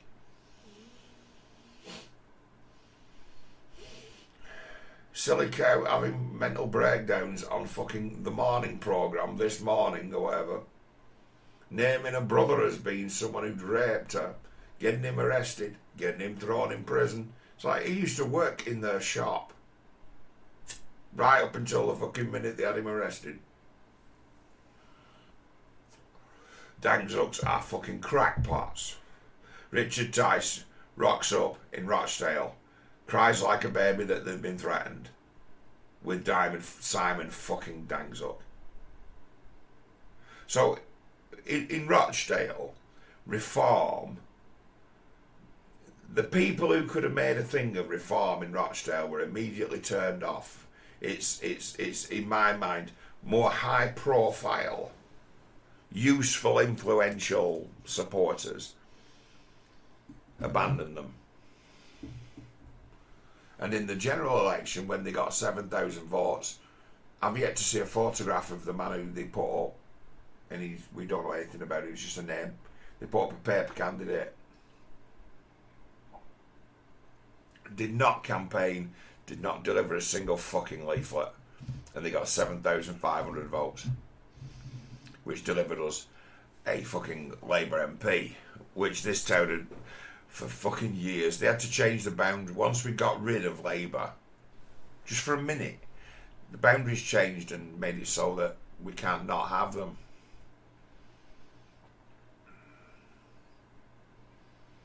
They can just run a sectarian campaign and always win.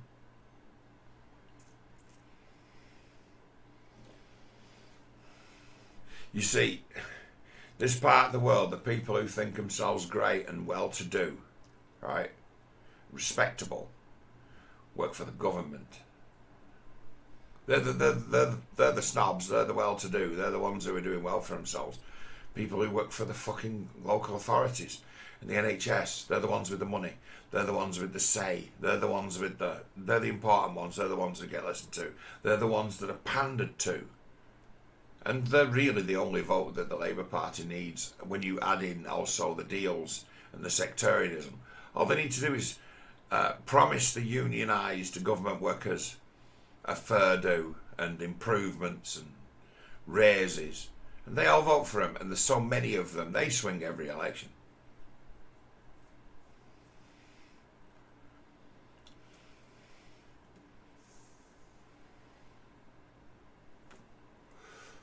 Reform comes along and kind of steals a tranche of everyone's support. Becomes a protest vote. And the protest vote, which is reform, gets you a radical crackpot leftist government. You vote reform because you're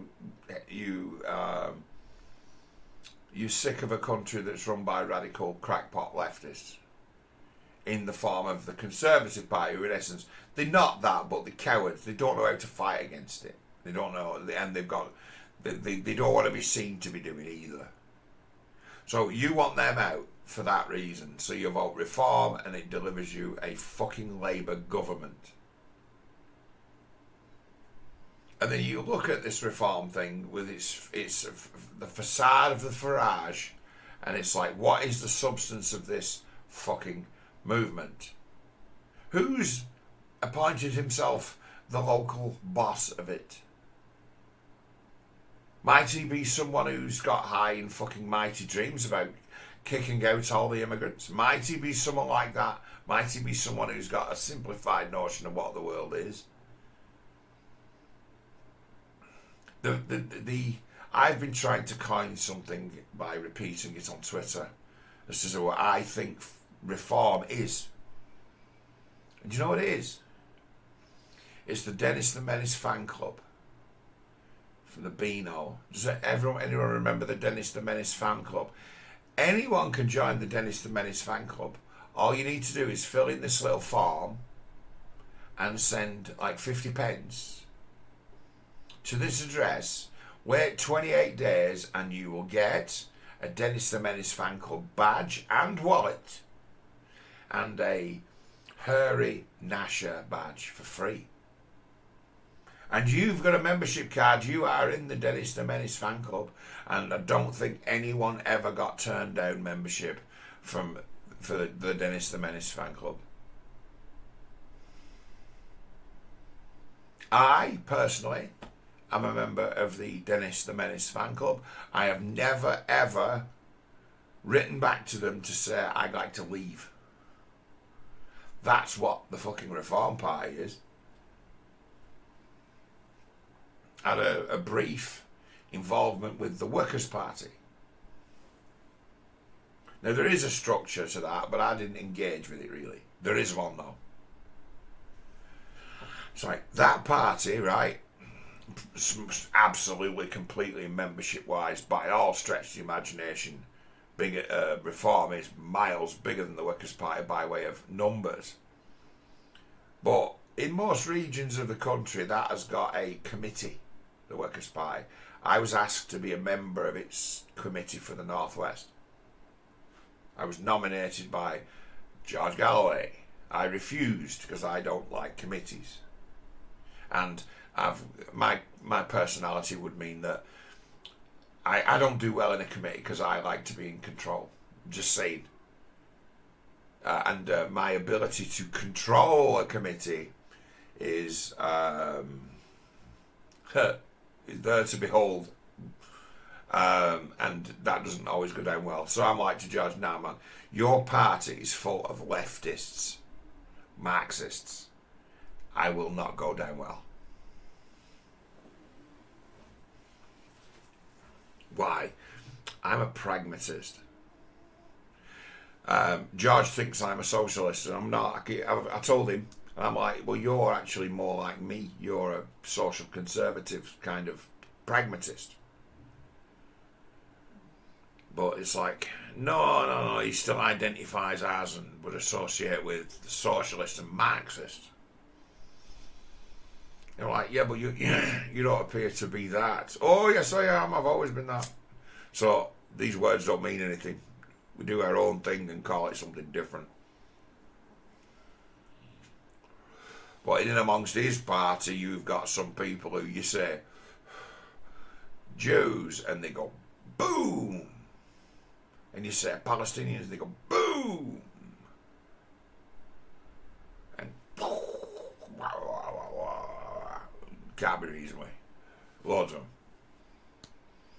They're not bad people. I'm not saying they're criminals. I'm not saying the worst kind of people. It's like, no. He's got loads of people in his organisation that are in essence, not anti-Semites. They're ideologically captured. They've in one arena, they've already made up their mind who the bad guys are. And nothing that happens can change that. It's like, I support Man United even when they lose. They like that.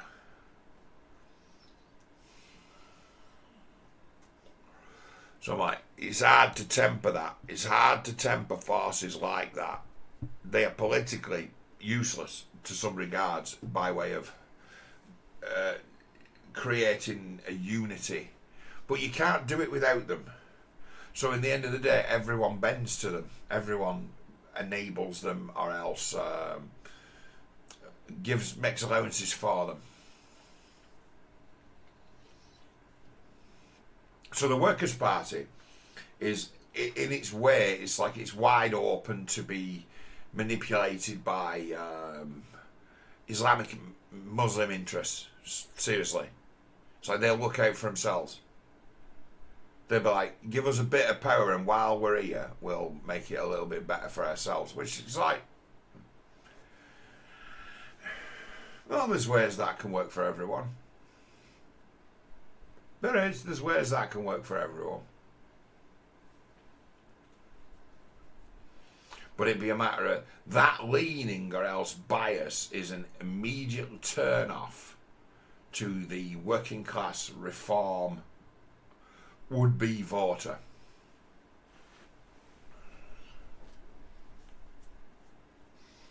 So it's like, as long as the working classes can be so easily divided along sectarian lines, which is how it organises itself. It's not that it's been manufactured that way, it's how it organises itself.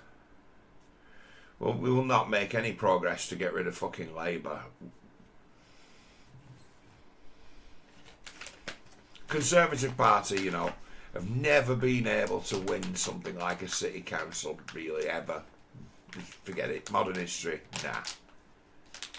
They're entrenched. They're just cunts who jumped on an old bandwagon. Those twats jumping ship and becoming reform, in many cases, the best politicians in this country are the most useful people, are all conservatives. All of them. But there's so few of them. There's only 5 or 6 you'd want if you were to start a new political party. There is only 5 or 6 people you'd want out of the Conservatives. 5 or 6. You can see that by the way that they've all... You go on social media and they're all rah-rah Ukraine. It's like, you're just not paying attention, are you not listening? You tell me something about yourself as to there's some lines you won't cross, and when the chips are down and it's a serious business, you you run home to mama and you kiss the ring, and you're all about the hero Zelensky, and it's like, if you can be tricked to believing that man is a hero, God help you. You don't know your mother from Adam. You just don't know your ass from your elbow. You couldn't find your ass with both hands. You are a blind man running his fucking mouth. I'll straight up throw that down at this stage of the game. People who throw me that Zelensky because I'm sick of... I've become a bit tired of just having members of the fucking anonymous Twitter general public quote Zelensky to me as if it's say Zelensky's words as if they're their own. I hate that. So, oh, you're talking crazy too now, eh? Oh, so you're talking crazy too.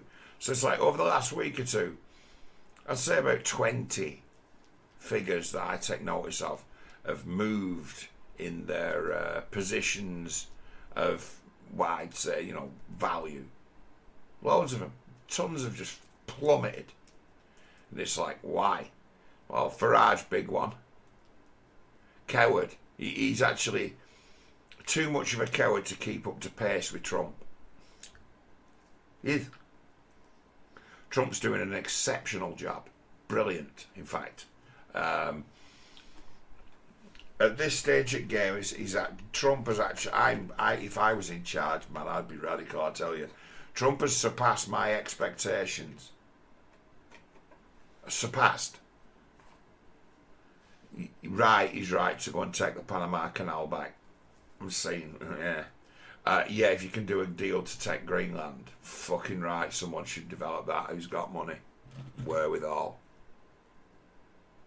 Yeah, take Greenland. And, right, if you can annex Canada, that'd be unbelievable. Like, John, what? What are you on about? He's like, oh, all right.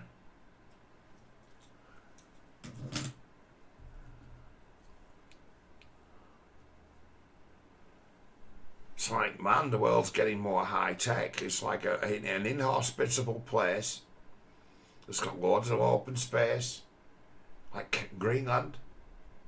Canada as well, that counts as that. It's like we're getting more high tech. We're getting better at doing things. It's like these places are now worth something to us. We've become so advanced over the last couple 100 years. These old bits of land that we couldn't develop, we can develop them now. We can do a lot here.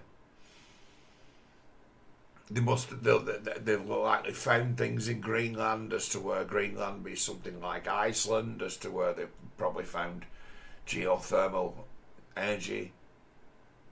I'm just speculating on that, but there'll be something there that's not being tapped, that's incredibly valuable. Probably not been properly even prospected. Yeah, Trump's gone way beyond my expectations, and then the way you deal with the Panama Canal is it's easy. You just send the Navy there.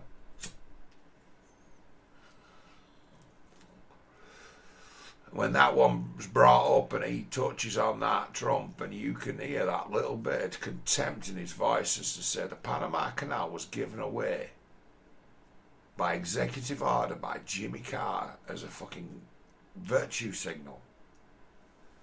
There's a thing about the Panama Canal, right? There's certain places in the world, right? I like me sort of, as you know, I like me sort of geopolitical, tactical doctrine. In essence, it's hard in my mind to be, in my mind, a general. So I think about these big things. Certain places in the world are so valuable to certain countries. If you were to threaten it, they'd immediately go to war with you.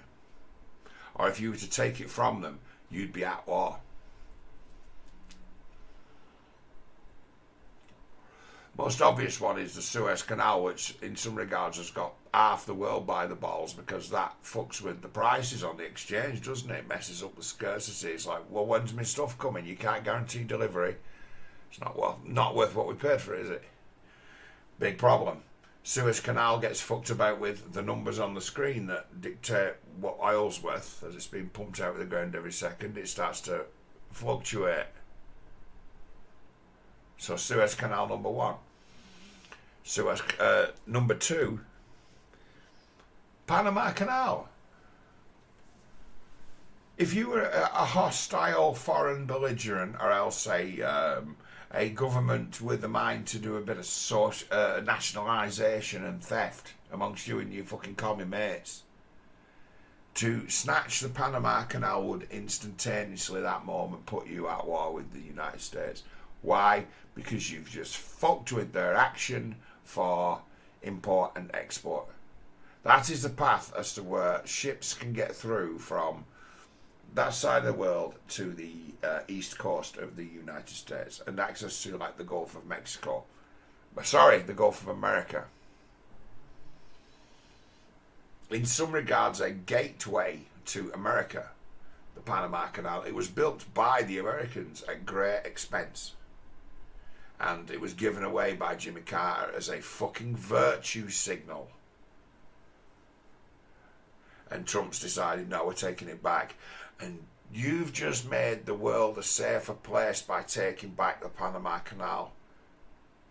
Because whether or not you owned it or not, if it was threatened, whoever took it or threatened it, you'd be at war with them. Because trade-wise, that could cripple the US economy. The Panama Canal be shut down. What do we account for? Something 25% of incoming trade, all trade done with that coast and China and Japan. Big deal. So that's a really, really, really important place. There's other places like that as well. That if you're a Georgian politician, right, Saakashvili, and you decide to invade South Ossetia to take one end of the Rocky Tunnel and close it, you'll be immediately at war with Russia. Saying that doctrine having been tested. It's an old doctrine as to say there's certain places in the world that are strategically super important that if you were to threaten them, you would immediately be at war with a superpower. The Rock of Gibraltar used to be that, but doesn't really have that. Now that reconnaissance and drones and things, the Rock of Gibraltar is merely a stone now. Just a big stone. But once upon a time, it was the heights, wasn't it? Clear day with good optics, you'd be able to see all the way across to fucking North Africa from the Rock of Gibraltar. In a day of aircraft and modern optics and video cameras and internet feeds, the massive advantage holding the Rock of Gibraltar would once upon a time give you not even really relevant. If the world was to collapse into a pre-industrial state, suddenly holding the Rock of Gibraltar would be extremely important. Extremely important. So in some regards, it's a testament to almost, it's a trophy, if you like. That's what it stands as, but its historical significance. The Rock of Gibraltar is a trophy.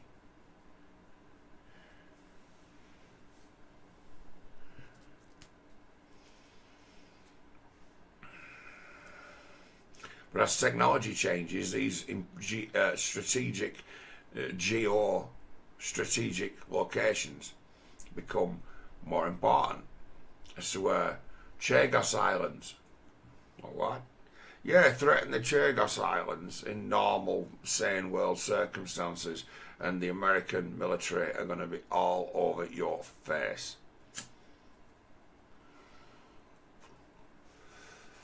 Controls the Indian Ocean, doesn't it? Or allows them to control the Indian Ocean. It's an absolutely fucking totally crucial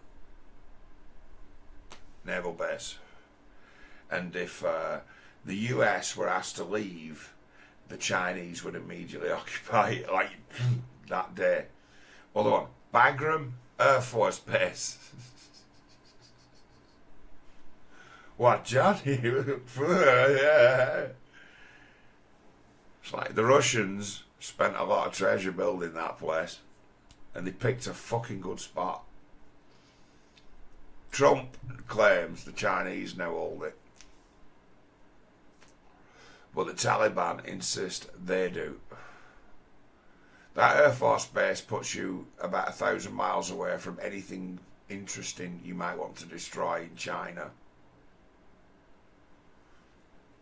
Also gives you the ability to strike with anything north into Russia. Also gives you ability to strike anywhere in the Middle East. Oh. It's like, is it defensible? Oh yes, very. It's like one of the most defensible places anyone ever thought of putting a great big airfield. This place was designed to be held against of anything really.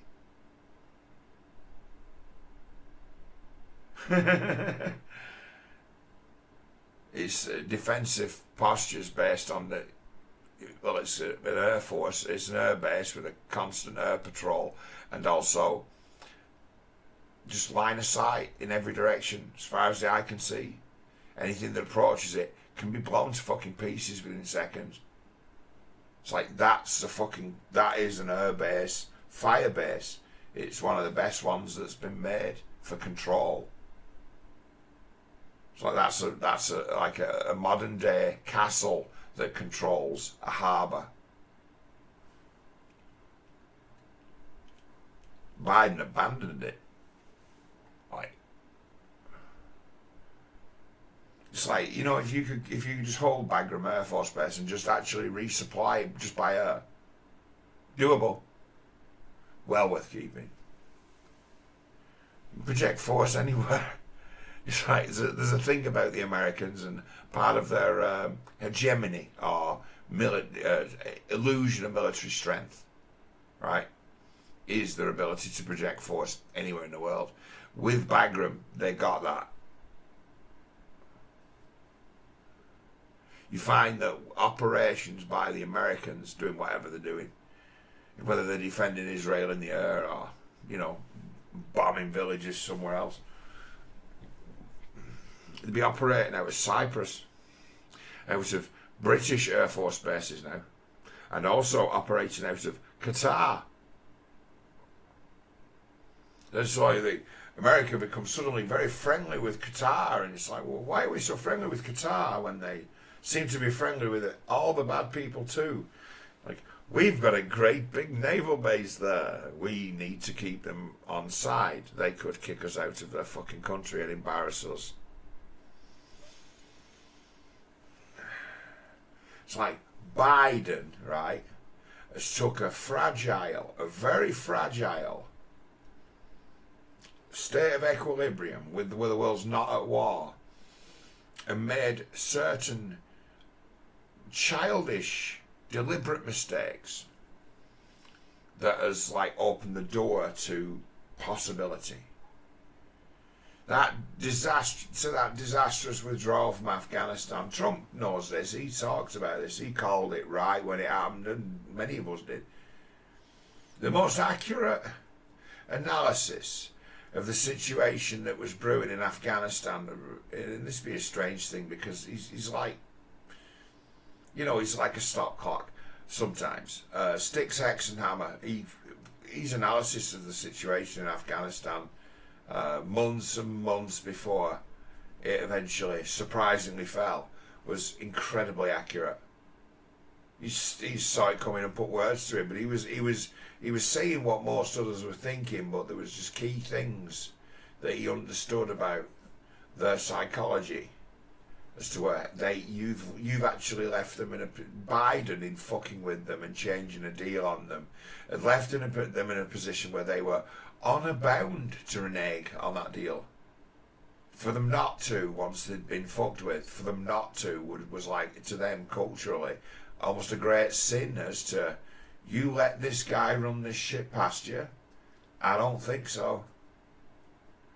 He morally compelled them to turn on the Americans, throw the deal in the bin, take the country, ask the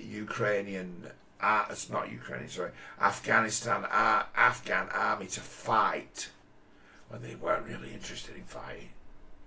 It's not why they were there.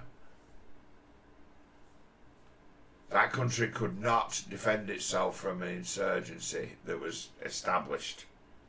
The soldiers didn't want to fight the gangsters. And if you've got relatives, you might understand why. They wouldn't fight them.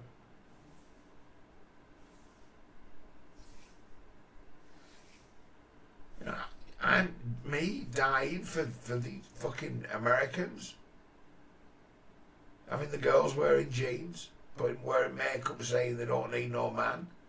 Posters of Beyonce on the bedroom wall. It's like, we're fighting for that. No, I think I'll go home and keep my life. Yeah, I'll put my weapon down. In an amazing deal that you could, the Taliban would be able to offer members of the Afghan army. The terms would be, just go home. You've been fired. You're not getting paid anymore anyway. You've lost. Go home. Would you go home if you had an home to go to, as opposed to fight them? I think I'd fuck off home. Like, who am I dying for today? Some leader who's fucking left the country and took half the treasury with him?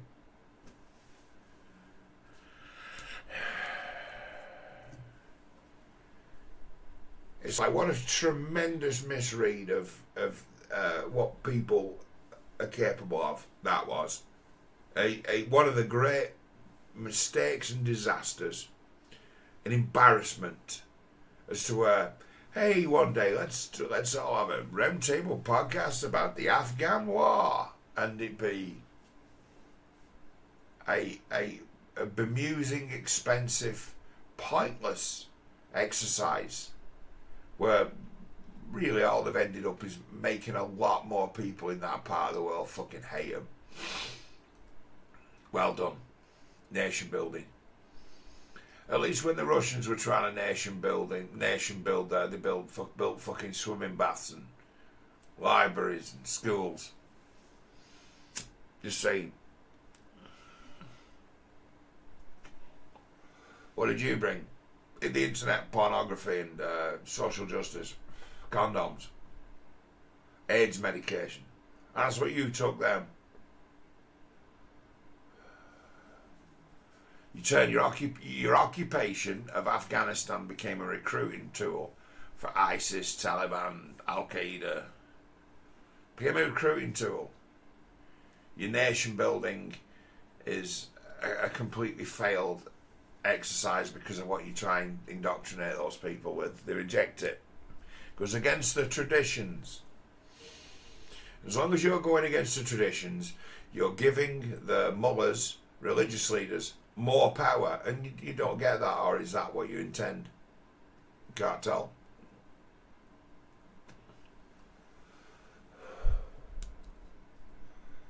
But yeah, that reneging on an old deal and then chaotic, almost run for your life sort of retreat situation from Afghanistan, which culminated in all those people getting killed by the suicide bombers, where anyone who was watching that situation from even my distant vantage point could see the situation as it was at that airport during that evacuation was asking for trouble.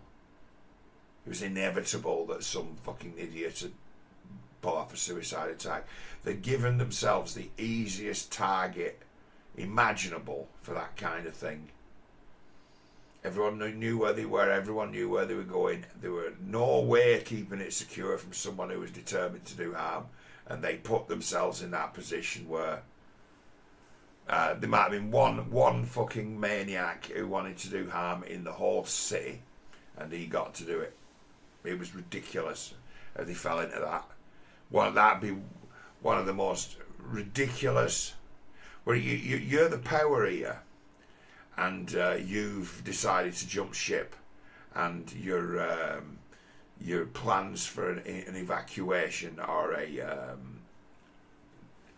collapse and nothing. So you're embarrassing, landing helicopters in stupid places to pick people up off roofs and shit like that. That's where you ended up in Afghanistan. Trump talked about it in that speech he gave. It's like, he's right. It's like Putin saw that, weighed up his situation of entrenched stalemate on the fucking border waiting for something to happen in Ukraine. He sees that and he knows then what I know. And he knows what Trump knows, which is, I can do anything I want here because Biden's not going to do anything. And truth be told, Biden has done nothing. He hasn't done anything. He didn't do anything. He's lent money and provided weaponry. He hasn't done anything. Not really. He's just prolonged it. It's like the Russians have got weapons galore. It's like, okay, so we're having a big shooting war, are we? Yes, we are. Oh, here's some weapons for you. And then Biden's bragging that Russia's dangerous and belligerent and Russia will, try to take over Europe. Biden talking like that, and he's saying, oh, it's cheap. This is the thing. This has been a key thing that the Zelensky lickers have been saying from the start, and it's better that we destroy the Russian army there than on our own shore and things like that. It's better that we bleed the Russian army and destroy their economy to stop them being a threat.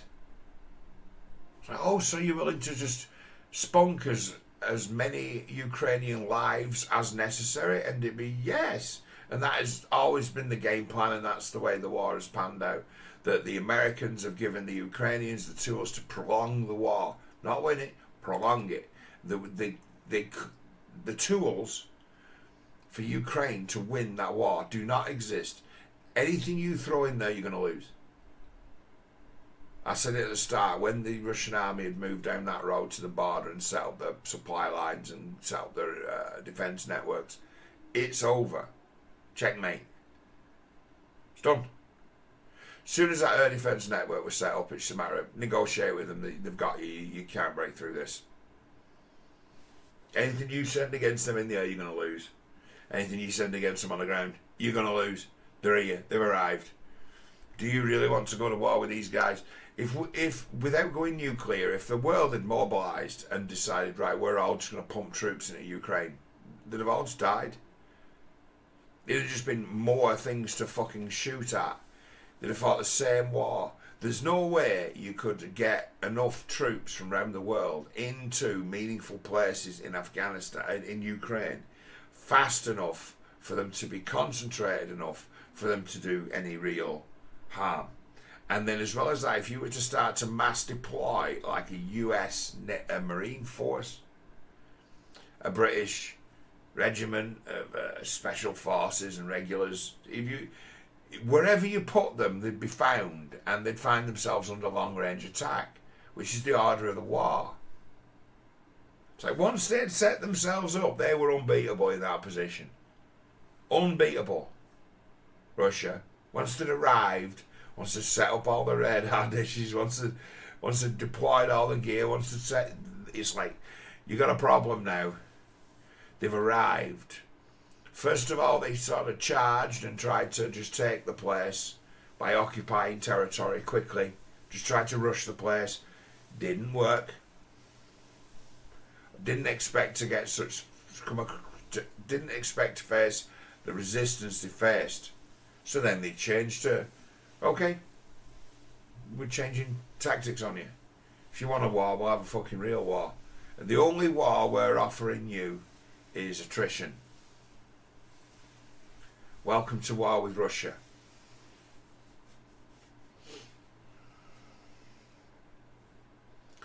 Unbelievably fucking naive, stupid. I am not an expert on military history or tactics or weapons. And I can make a decent case as to say.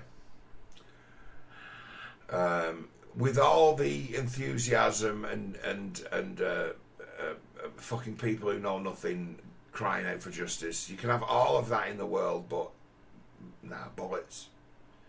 Bullets, landmines, bombs, drones, missiles, artillery. For real.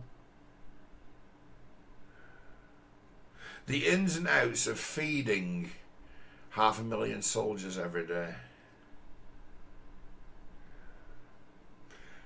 Great.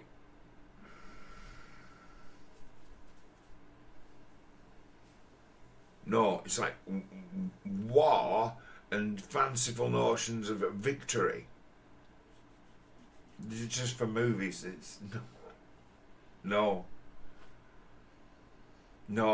There's never been a plan or a path to victory for the Ukrainians ever. Never at any stage. There's never been an initiative. Never. They've never had the initiative. They've never had the upper hand. They've never had a plan.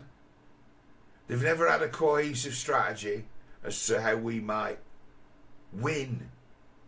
It's like, can you win? No. I go further and say, if all of the nations of Europe had sent their armies into Russia, it would have just been a bigger bloodbath and they still wouldn't have won. I go as far as saying that and be absolutely certain in my assessment on the first day of the war to say, do not do this. This is where they fight. This land, this Ukraine, it's like, this is what gets fought for. This is the Riverlands in Game of Thrones.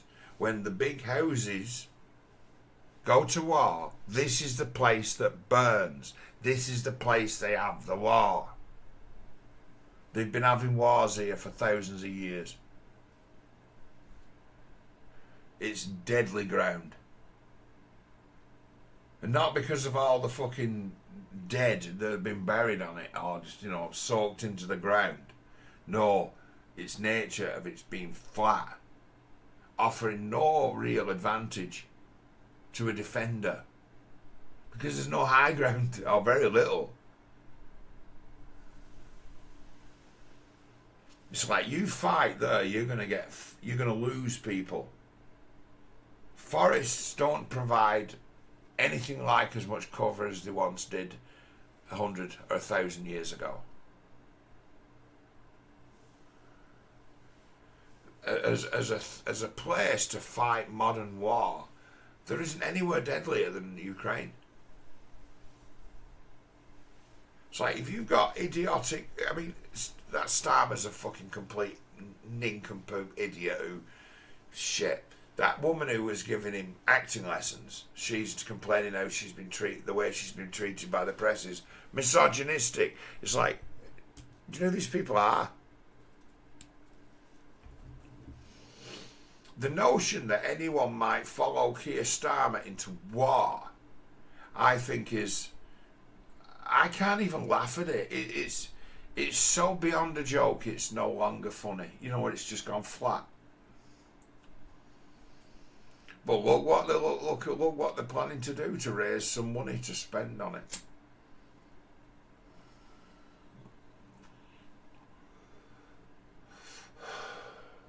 Suddenly they're talking about, at the same time as putting the Suicide Act through, cutting the money for the most vulnerable in society, fixed income, live in the same world as everyone else, but often can't fucking walk.